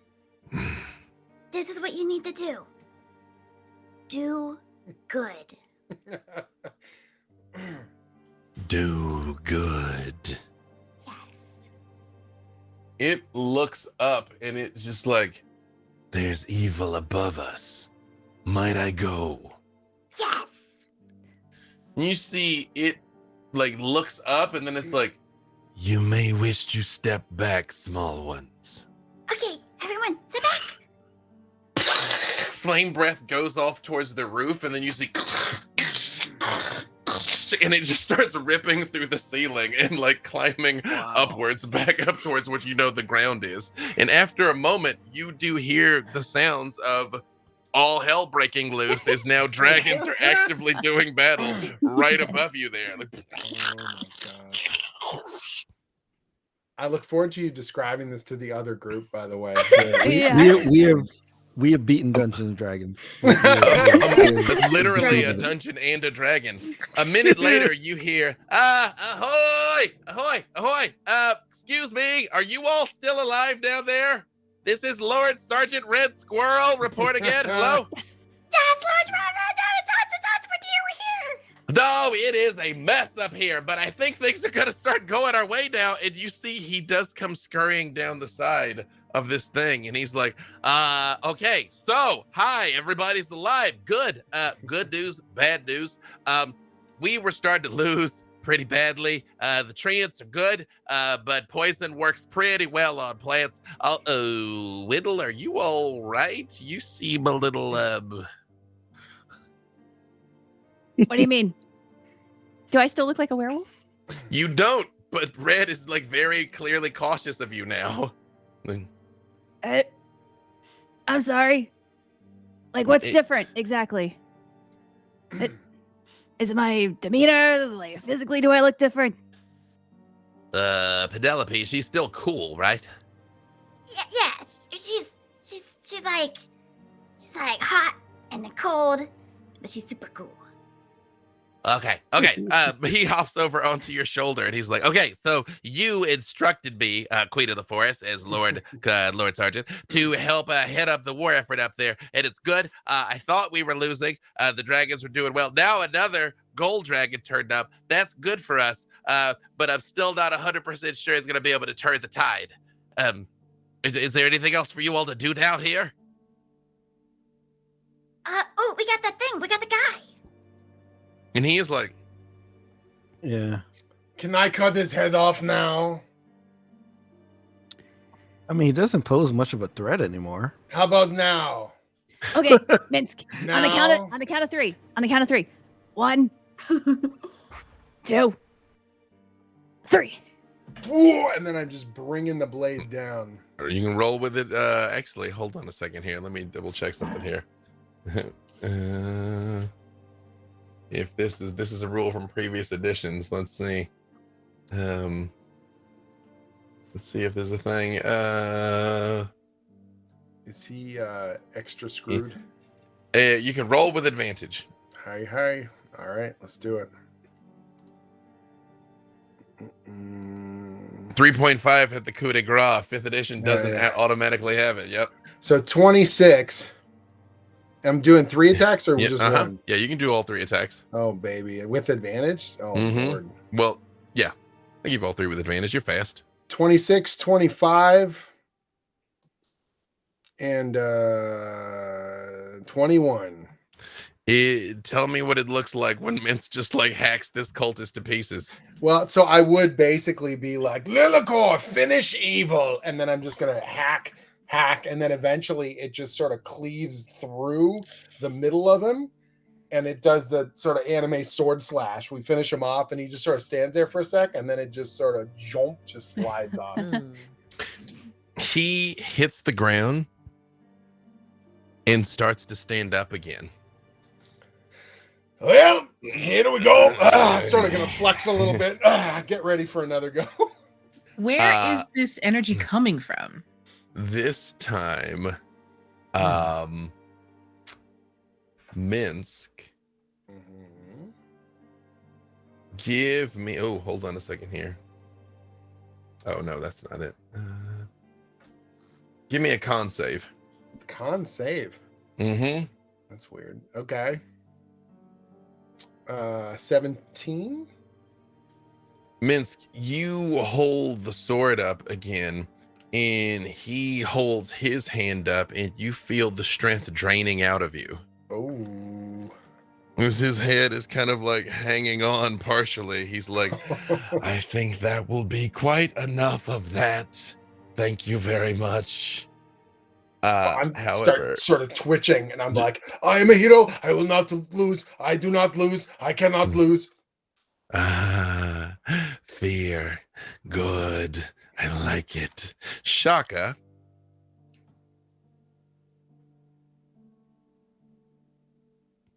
Shaka, you feel two very different presences pulling at your soul in two very different directions. There is the good and the celestial, which you worked so hard to aspire towards, in something much darker.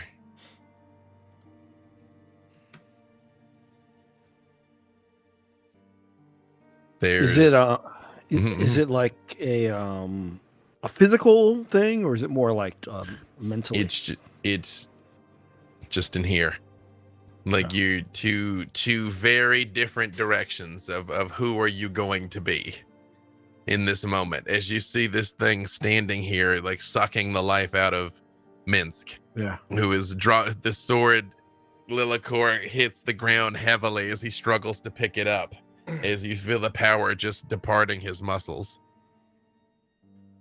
I mean, if I see, Minsk, getting attacked, I am going to feel that if I feel those two things, I'm still going to feel like the right thing to do is the celestial thing to do. So I'm going to try to attack this seemingly undead person. Attack it how? I want to... Let's see here. I want to use Feeble Mind on this creature, on this cultist. What's the save? It's a 16 intelligence. You see it stands there just pulling the life out of Minsk, and it stops. And it just turns and looks at you.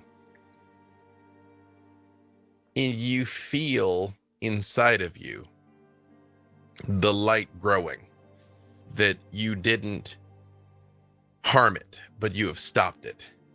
You feel that dark tug retreating inside. It's by no means gone, but you feel that you have leaned into the light with this.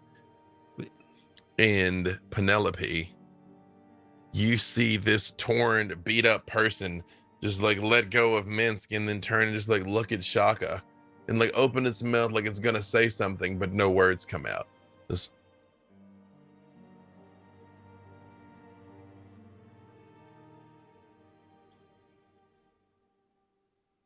What would Penelope like to do? Well, I'll also do damage as well. Oh yeah, roll your damage. It's 4d6 of psychic as well. So roll it. Let's do that. Blood kind of starts coming out of his nose and ears here, Penelope, and he's sort of like Yeah, so 17 points of psychic damage. 17? Yeah. What would you like to do, Penelope? Penelope's gonna run up to him and just give him a hug. He needs a hug. When you hug him, he just sort of like looks down at you for a second and looks very confused, and the book of exalted deeds starts to glow, and he just says and slumps over dead. Nice. But he did look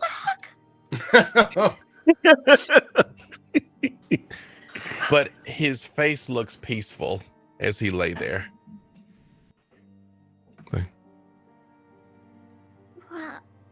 Well, now what do we do? flames erupt over the circle above.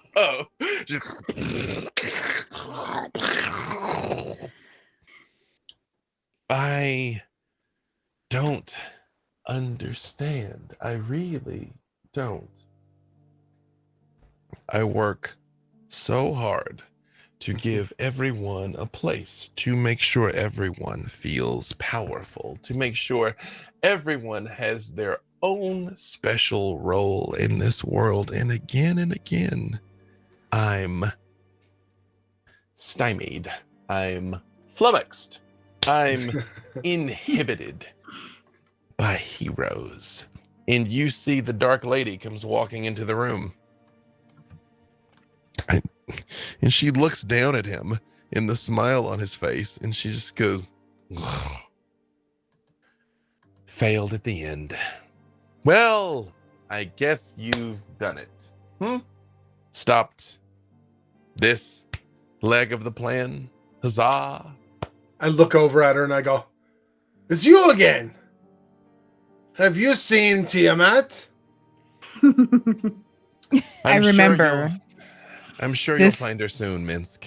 This is what happened at the end of last episode that we forgot. The Dark Lady showed up, and I was the only one who was like, Minsk. All right, we're back. We're back here now. She does look at you, Tahani. She just goes. She's like, it will be so much better to see his face when he finds out. I'm just standing around and I'm like, "Is all the evil gone? Are we done? Where's Tiamat? Let's finish this." There's some very large green dragons up there locked in battle with a curiously empowered gold dragon. That's unusual. Oh, Penelope. I saw that boy of yours, yay tall, brown skin, green and red hair. Yeah, really? You saw him? I did. And you know what else I did? What? I let him go for you. You did? And she holds up the flower and she's like, now we've both given each other a gift. Yeah, it seems all unbalanced, but yeah, definitely. Thank you. Oh, it's definitely unbalanced. I spared the love of your life and you gave me a flower, but I felt like in the on balance, it was the intent was, I really have no insight into how these things work normally. That's wonderful. You did good.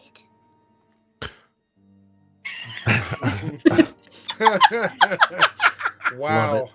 I love it. Actually, Penelope's right. You did do good because you gave me this wonderful book, and it helped us defeat one of your worshippers. Wow. By the way, the book that you gave me, great read. There's Really, a lot of really good job. You Absolutely did wonderful good. job. You did good. Excuse me. You all aren't, you're not helping like you think you're helping. Okay. Let's just, let's skip the G word. Oh, Penelope, what is that? There's sort of a thing about you. Are you freshly washed? There's a, Oh, you mean this nice warm glow? I got it from this fresh little book I got.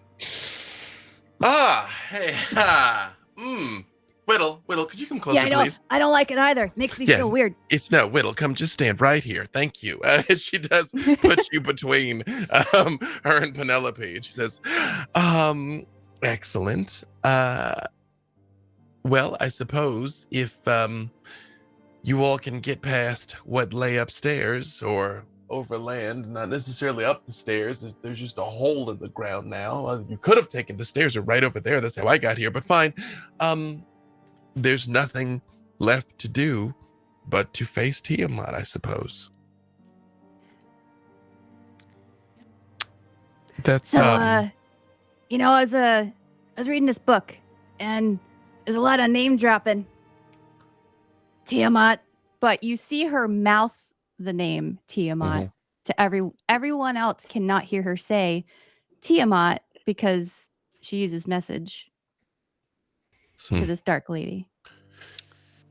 She reaches out and she starts braiding your hair, Whittle. And she says, Thanks. you know, I like Penelope, which is not unusual. Like is not an emotion I experience, but I find I like you too for very different reasons, Whittle. I don't suppose I can convince you all to just head back to your ship. You all travel on a storm herald, I've been told by some of my voluminous worshippers, that you all travel the plains, even been to Mount Celestia. You could just go. You could just... Well, you don't want our help?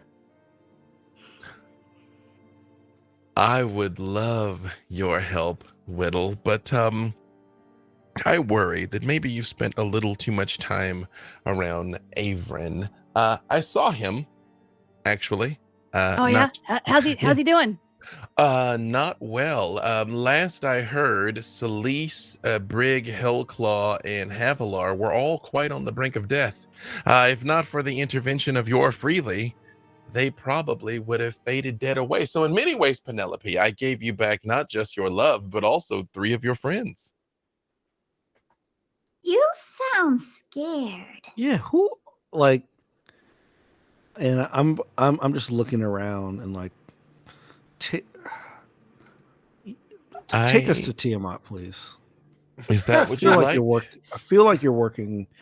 Like you show up in these very convenient times. Mm-hmm. The only thing is, I don't understand, because you would have attacked us, obviously, if you were really allied with all this. Sure. I'm sure she probably struck some kind of deal with you. Yeah. Yes. But in a manner of speaking. But you've seen us. You've seen what we've done here in the forest. Yeah. So I think we've earned an audience with her. This is a setback. I tell you what. I'll be waiting up there. This dragon thing, Penelope, you're doing? Yeah.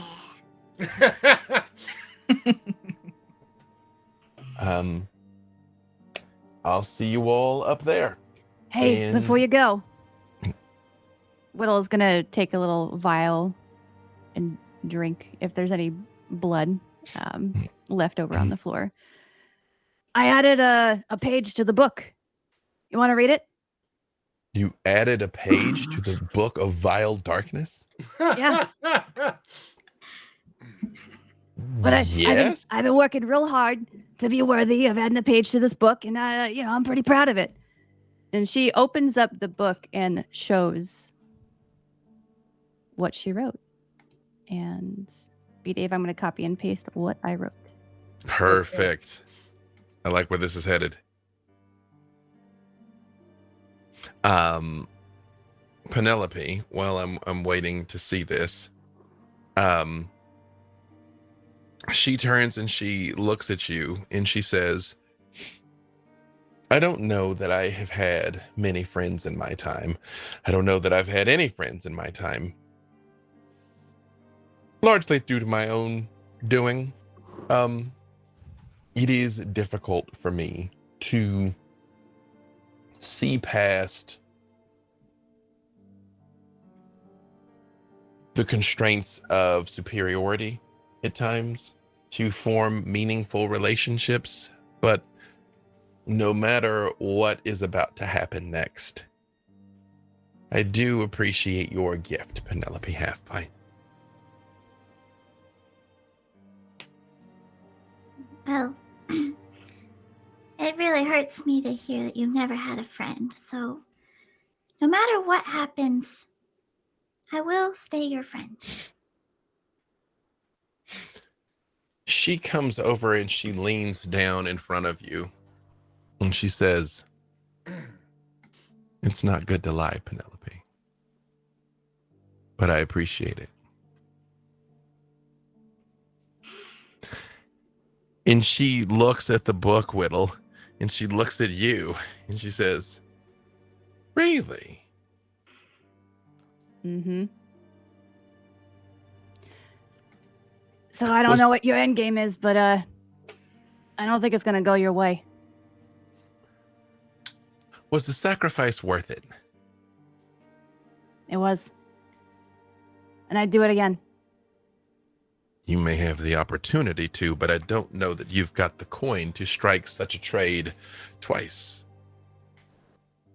For what it's worth, if you'd called me, I would have asked for much less. I wanted it.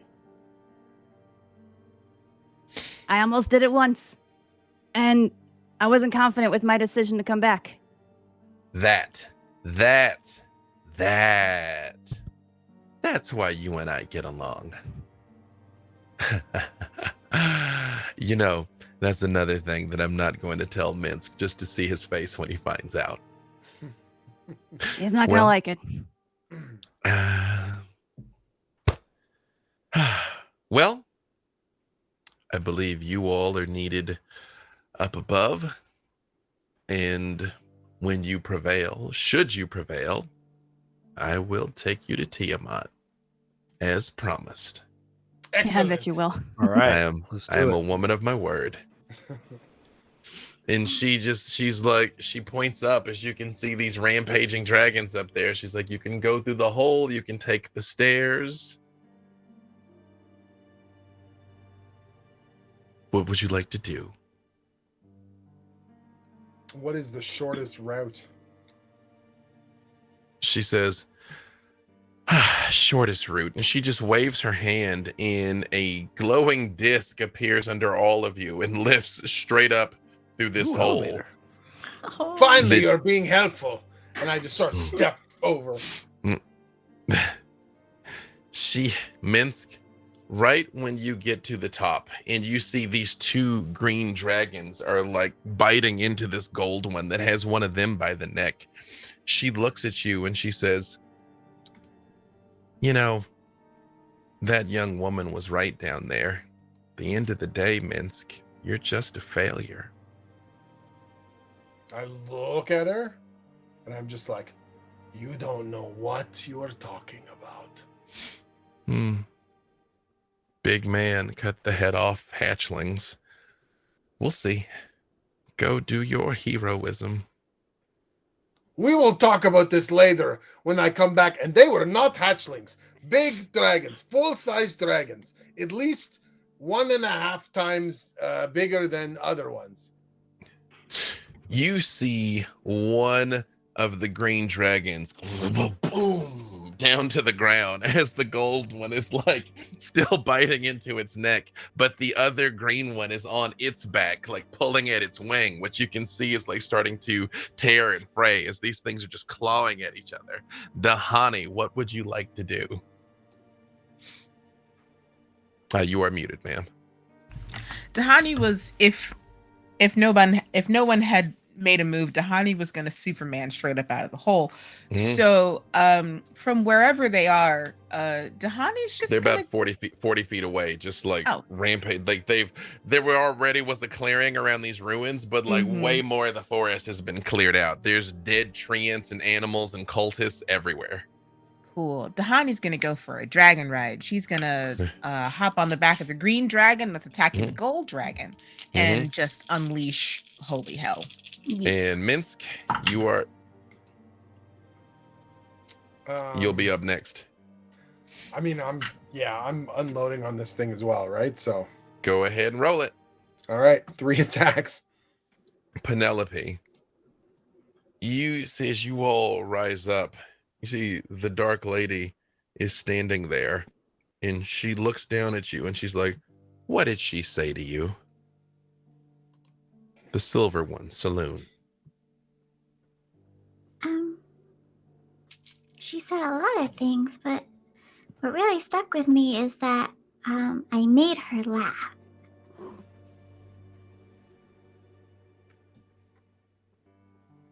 It's a beautiful sentiment. She gave you that? Yeah.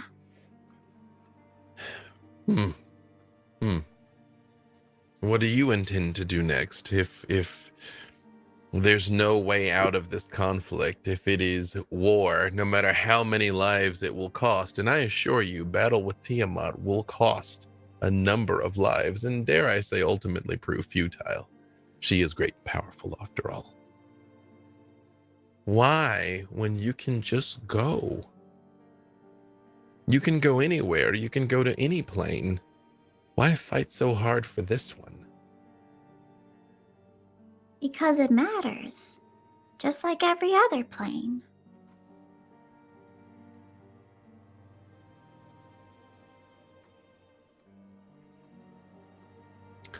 It is rare for me to be rendered speechless, but you continue to do so. Are all halflings like you? I've never taken the time to listen, I suppose.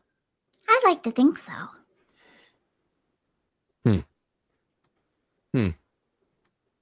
Dahani and Minsk. So I'm laying out some damage here. So I've got 24. Oh yeah, 24. That is a hit. 24, a 15, and a 16. That is only one hit, Dahani. Boo. For the second time in Dahani's life, she has whiffed all 4 hits. Oh no.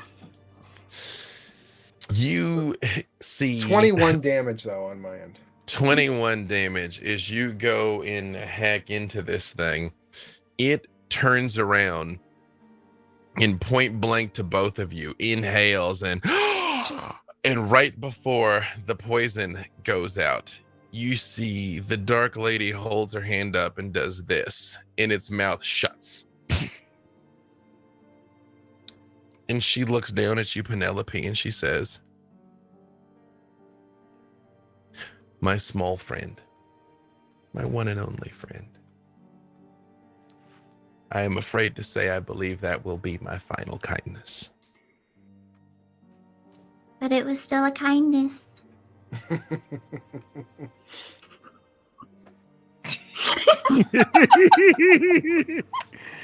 Her brown skin does look like she's going to be physically ill at the thought. But she does stop the green dragon from setting off its breath weapon. And you see it turns and it looks towards her confused, but doesn't say anything. Whittle, it is your fault. Your turn. I was about to say Whittle, it's your fault. I don't know why. Penelope's fault. You made her do one good thing. Nobody tell Averin. What about me? I thought we were friends. Right. She does turn and look at you and she says, "Well, from what I understand, the terms of your bargain won't kick in until the end of your days, correct?" Yeah. What if your days didn't end? Oh no.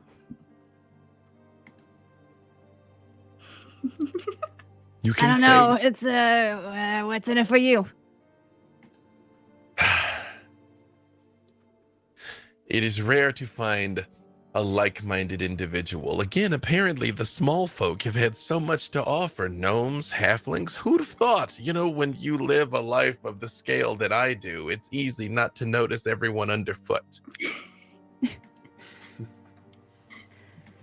Is Dahani still on top of the? Oh yeah, one of the green dragons? Minsk and Dahani are Yeah. actively wrapped in combat with the green dragon that was Yeah. about to smoke them both, but the Dark Lady intervened. Does it look like anyone or any of the dragons are thinking about still attacking Dahani? I mean, probably. I mean, it again was just going to actively breath weapon her point blank. So yeah, it's probably. I'm gonna hear her out.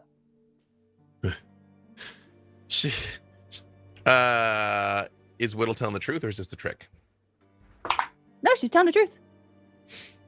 You see, she stops and like her eyes narrow a little bit when she's looking at you, and she's like, "You are considering it." Well, I don't know what I'm considering. I don't know what are the terms. She just kind of like there's a dead cultist nearby. There's kind of like a pile of them tangled up in a tree, and she just walks over and just like sits on the back of one of the dead cultists. He's like, I talked to Averin. He thinks he's so smart.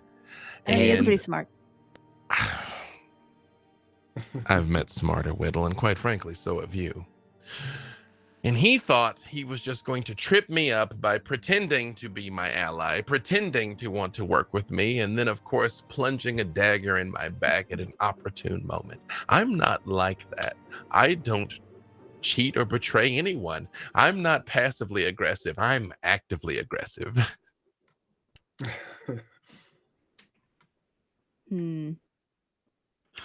But if you would like, I can absolutely find a place for you in the new order. What do you could be queen of all gnomes. How about that? Penelope, would you like to be queen of all halflings? I can do that for you. I am but a servant. I would never do well as royalty. Queen of all forests. Oh, okay, that sounds good. Now we're getting somewhere. I mean, it's compelling, but I don't really like order. Whittle. And she gets up and she does come towards you and she wraps her hands around you in a hug. She's not that much bigger than you, to tell you the truth.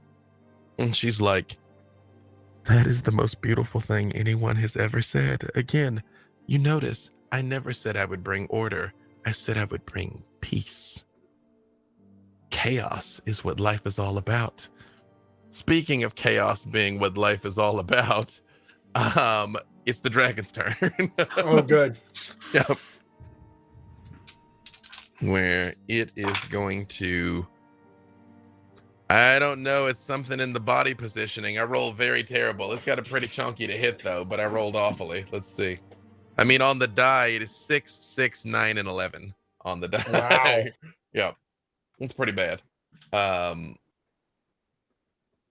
actually, I'm going to drop the 11 because it only gets 3 attacks. However, all of you give me a wisdom save. Okay. Wisdom? Mm-hmm.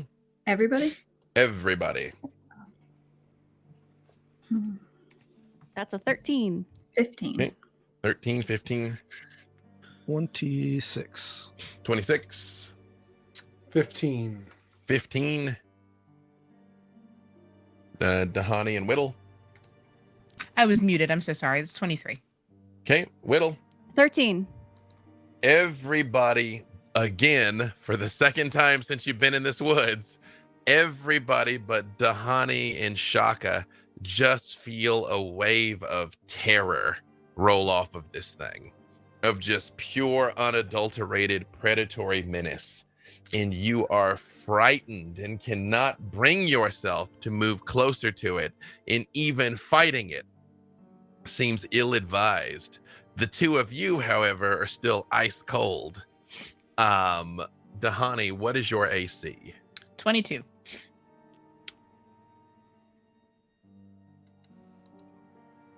That it got 21 on 2 of its attacks. That's incredible.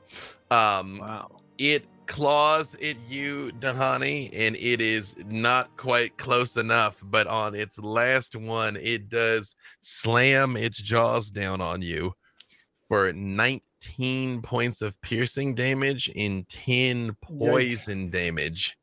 As you the piercing, because I'm immune to poison. Perfect. You are aware it injected something into you, but it does nothing. As it is like frantically scratching, trying to get at you off its back here.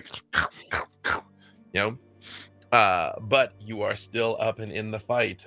Shaka, your friend is locked in battle that is now nearly solo battle, as you find even Minsk is struggling to steady himself here as it is actively fighting, and the rest of them seem to, on a certain intrinsic level, understand the true terror of what they're up against. But you find your mind is still clear, Shaka. What would you like to do? I'd like to go up to the Dark Lady. Wow, this is going on. And Yeah, she's there. You're like, you see, she is like pretty actively trying to like negotiate with Whittle and Penelope. Yeah, I'd like to go up. I'm assuming she's within my my movement to get. Yeah. Oh yeah, easily. Up I mean, there. you all kind of came up on the came up on the elevator together. I mean, she's like right there next to you. Yeah. I'd like to get up close. I would just like to say real quick, just here as I was pulling up her stat block, there's a search result that says, "Is Bahamut stronger than Tiamat?" No. Bahamut's dumb. Yeah. Okay. Yes. Shaka. Yeah. So since we have been doing some, I guess, talking during this initiative stuff, I'd like to go up and I'd like to say I'd like to do a persuasion on her bringing us to Tiamat. Go ahead. All right, so let me roll. That is. Although I will say, you're welcome to, but I will say she already said she would if you could get past this thing. Yeah. Or is your intent, like even before we get past this thing, to go ahead and go? Yeah. Because I feel Shaka feels like this is going to take a long time. It's Donnie just by herself. On this dragon. Mm-hmm. Yeah. So, and I also would have, well, I guess depending on how gracious you are with the rules of initiative, I would have observed her control of the dragon's breath. Mm-hmm. Right. Yeah, so, you would have seen it. I mean, she. Yeah. So I wrote a 22 on persuasion, and yeah, you definitely would have noticed. I would like to let's say, look. Apparently, you have more power than I thought. I definitely underestimated you a bit. Mortals tend to. Can you grant us an audience with Tiamat immediately?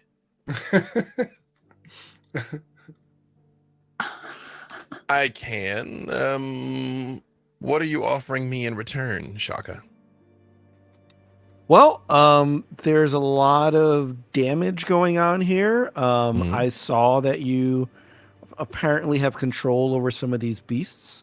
They appear to be getting slain. I think we could save some of them.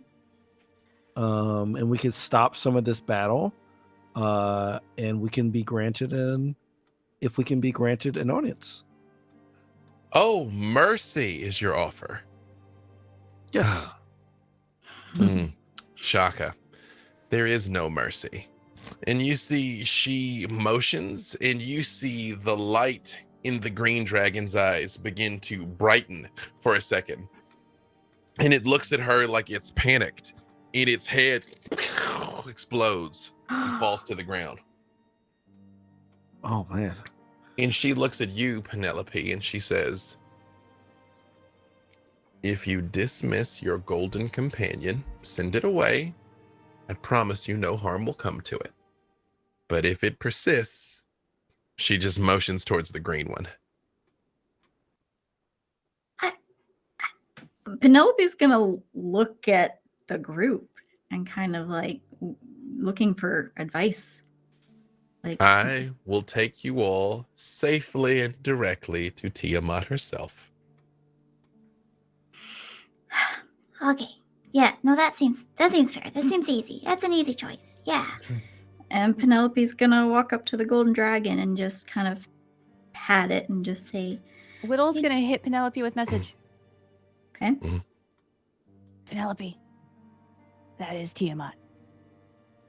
The golden dragon? No. The dark lady. Wait, but that doesn't make sense. That's all she says. Okay. Well, if that's true, then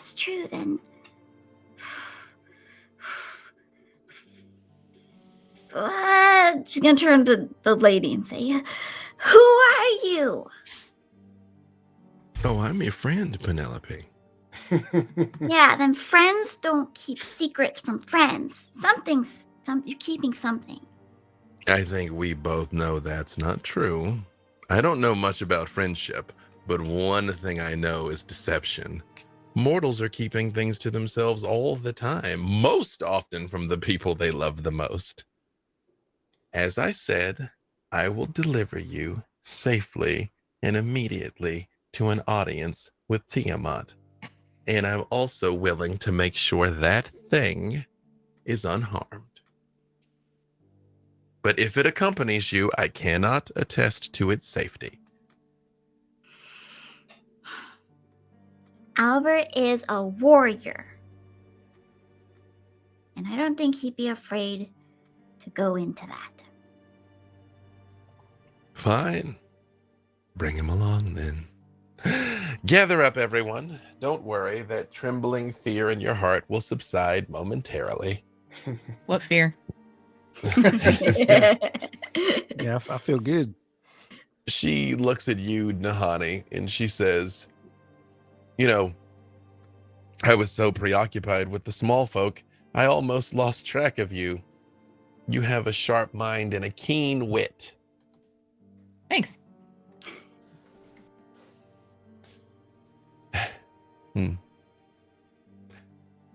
I realize I've already asked, but just for the sake of me being able to sleep tonight, which is more difficult than you might think logistically, before I take you to Tiamat,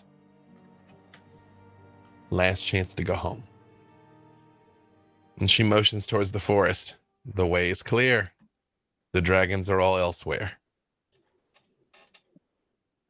Nah. We've come too far. No turning back now. She snaps her fingers, and you all see a flash of light, and you are standing inside the top of Mount Tiamat. It is actively rumbling. Lava is spewing out of some of the cracks, and you can see bodies strewn everywhere. There are dozens of heroes that are laying dead. And she just walks and she looks like, Oh, first wave. This is a really good book. Thank you for this. Says here, and this isn't really scaring me. I don't know if you're trying to scare us, but No, I'm not trying to scare you. One other thing. She reaches behind a rock and she pulls out something. A small but very tall for a halfling. Brown skin person with red and green hair. And she just like hoists him up by the neck. And she says, he was going out rallying people to come here and fight me. Did you know that? Do we? Was he the one who got us to go? I mean, you know, he's part of the plan. I mean, it's an onslaught. You didn't necessarily know what a particular wave of the assault Freely had been assigned to, but you knew he was here. Yeah, I knew that.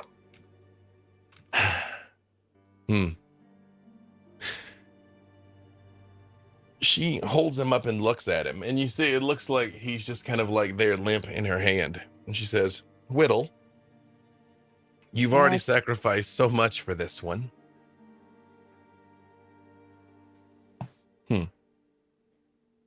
I wonder if you'd be willing to sacrifice anything else.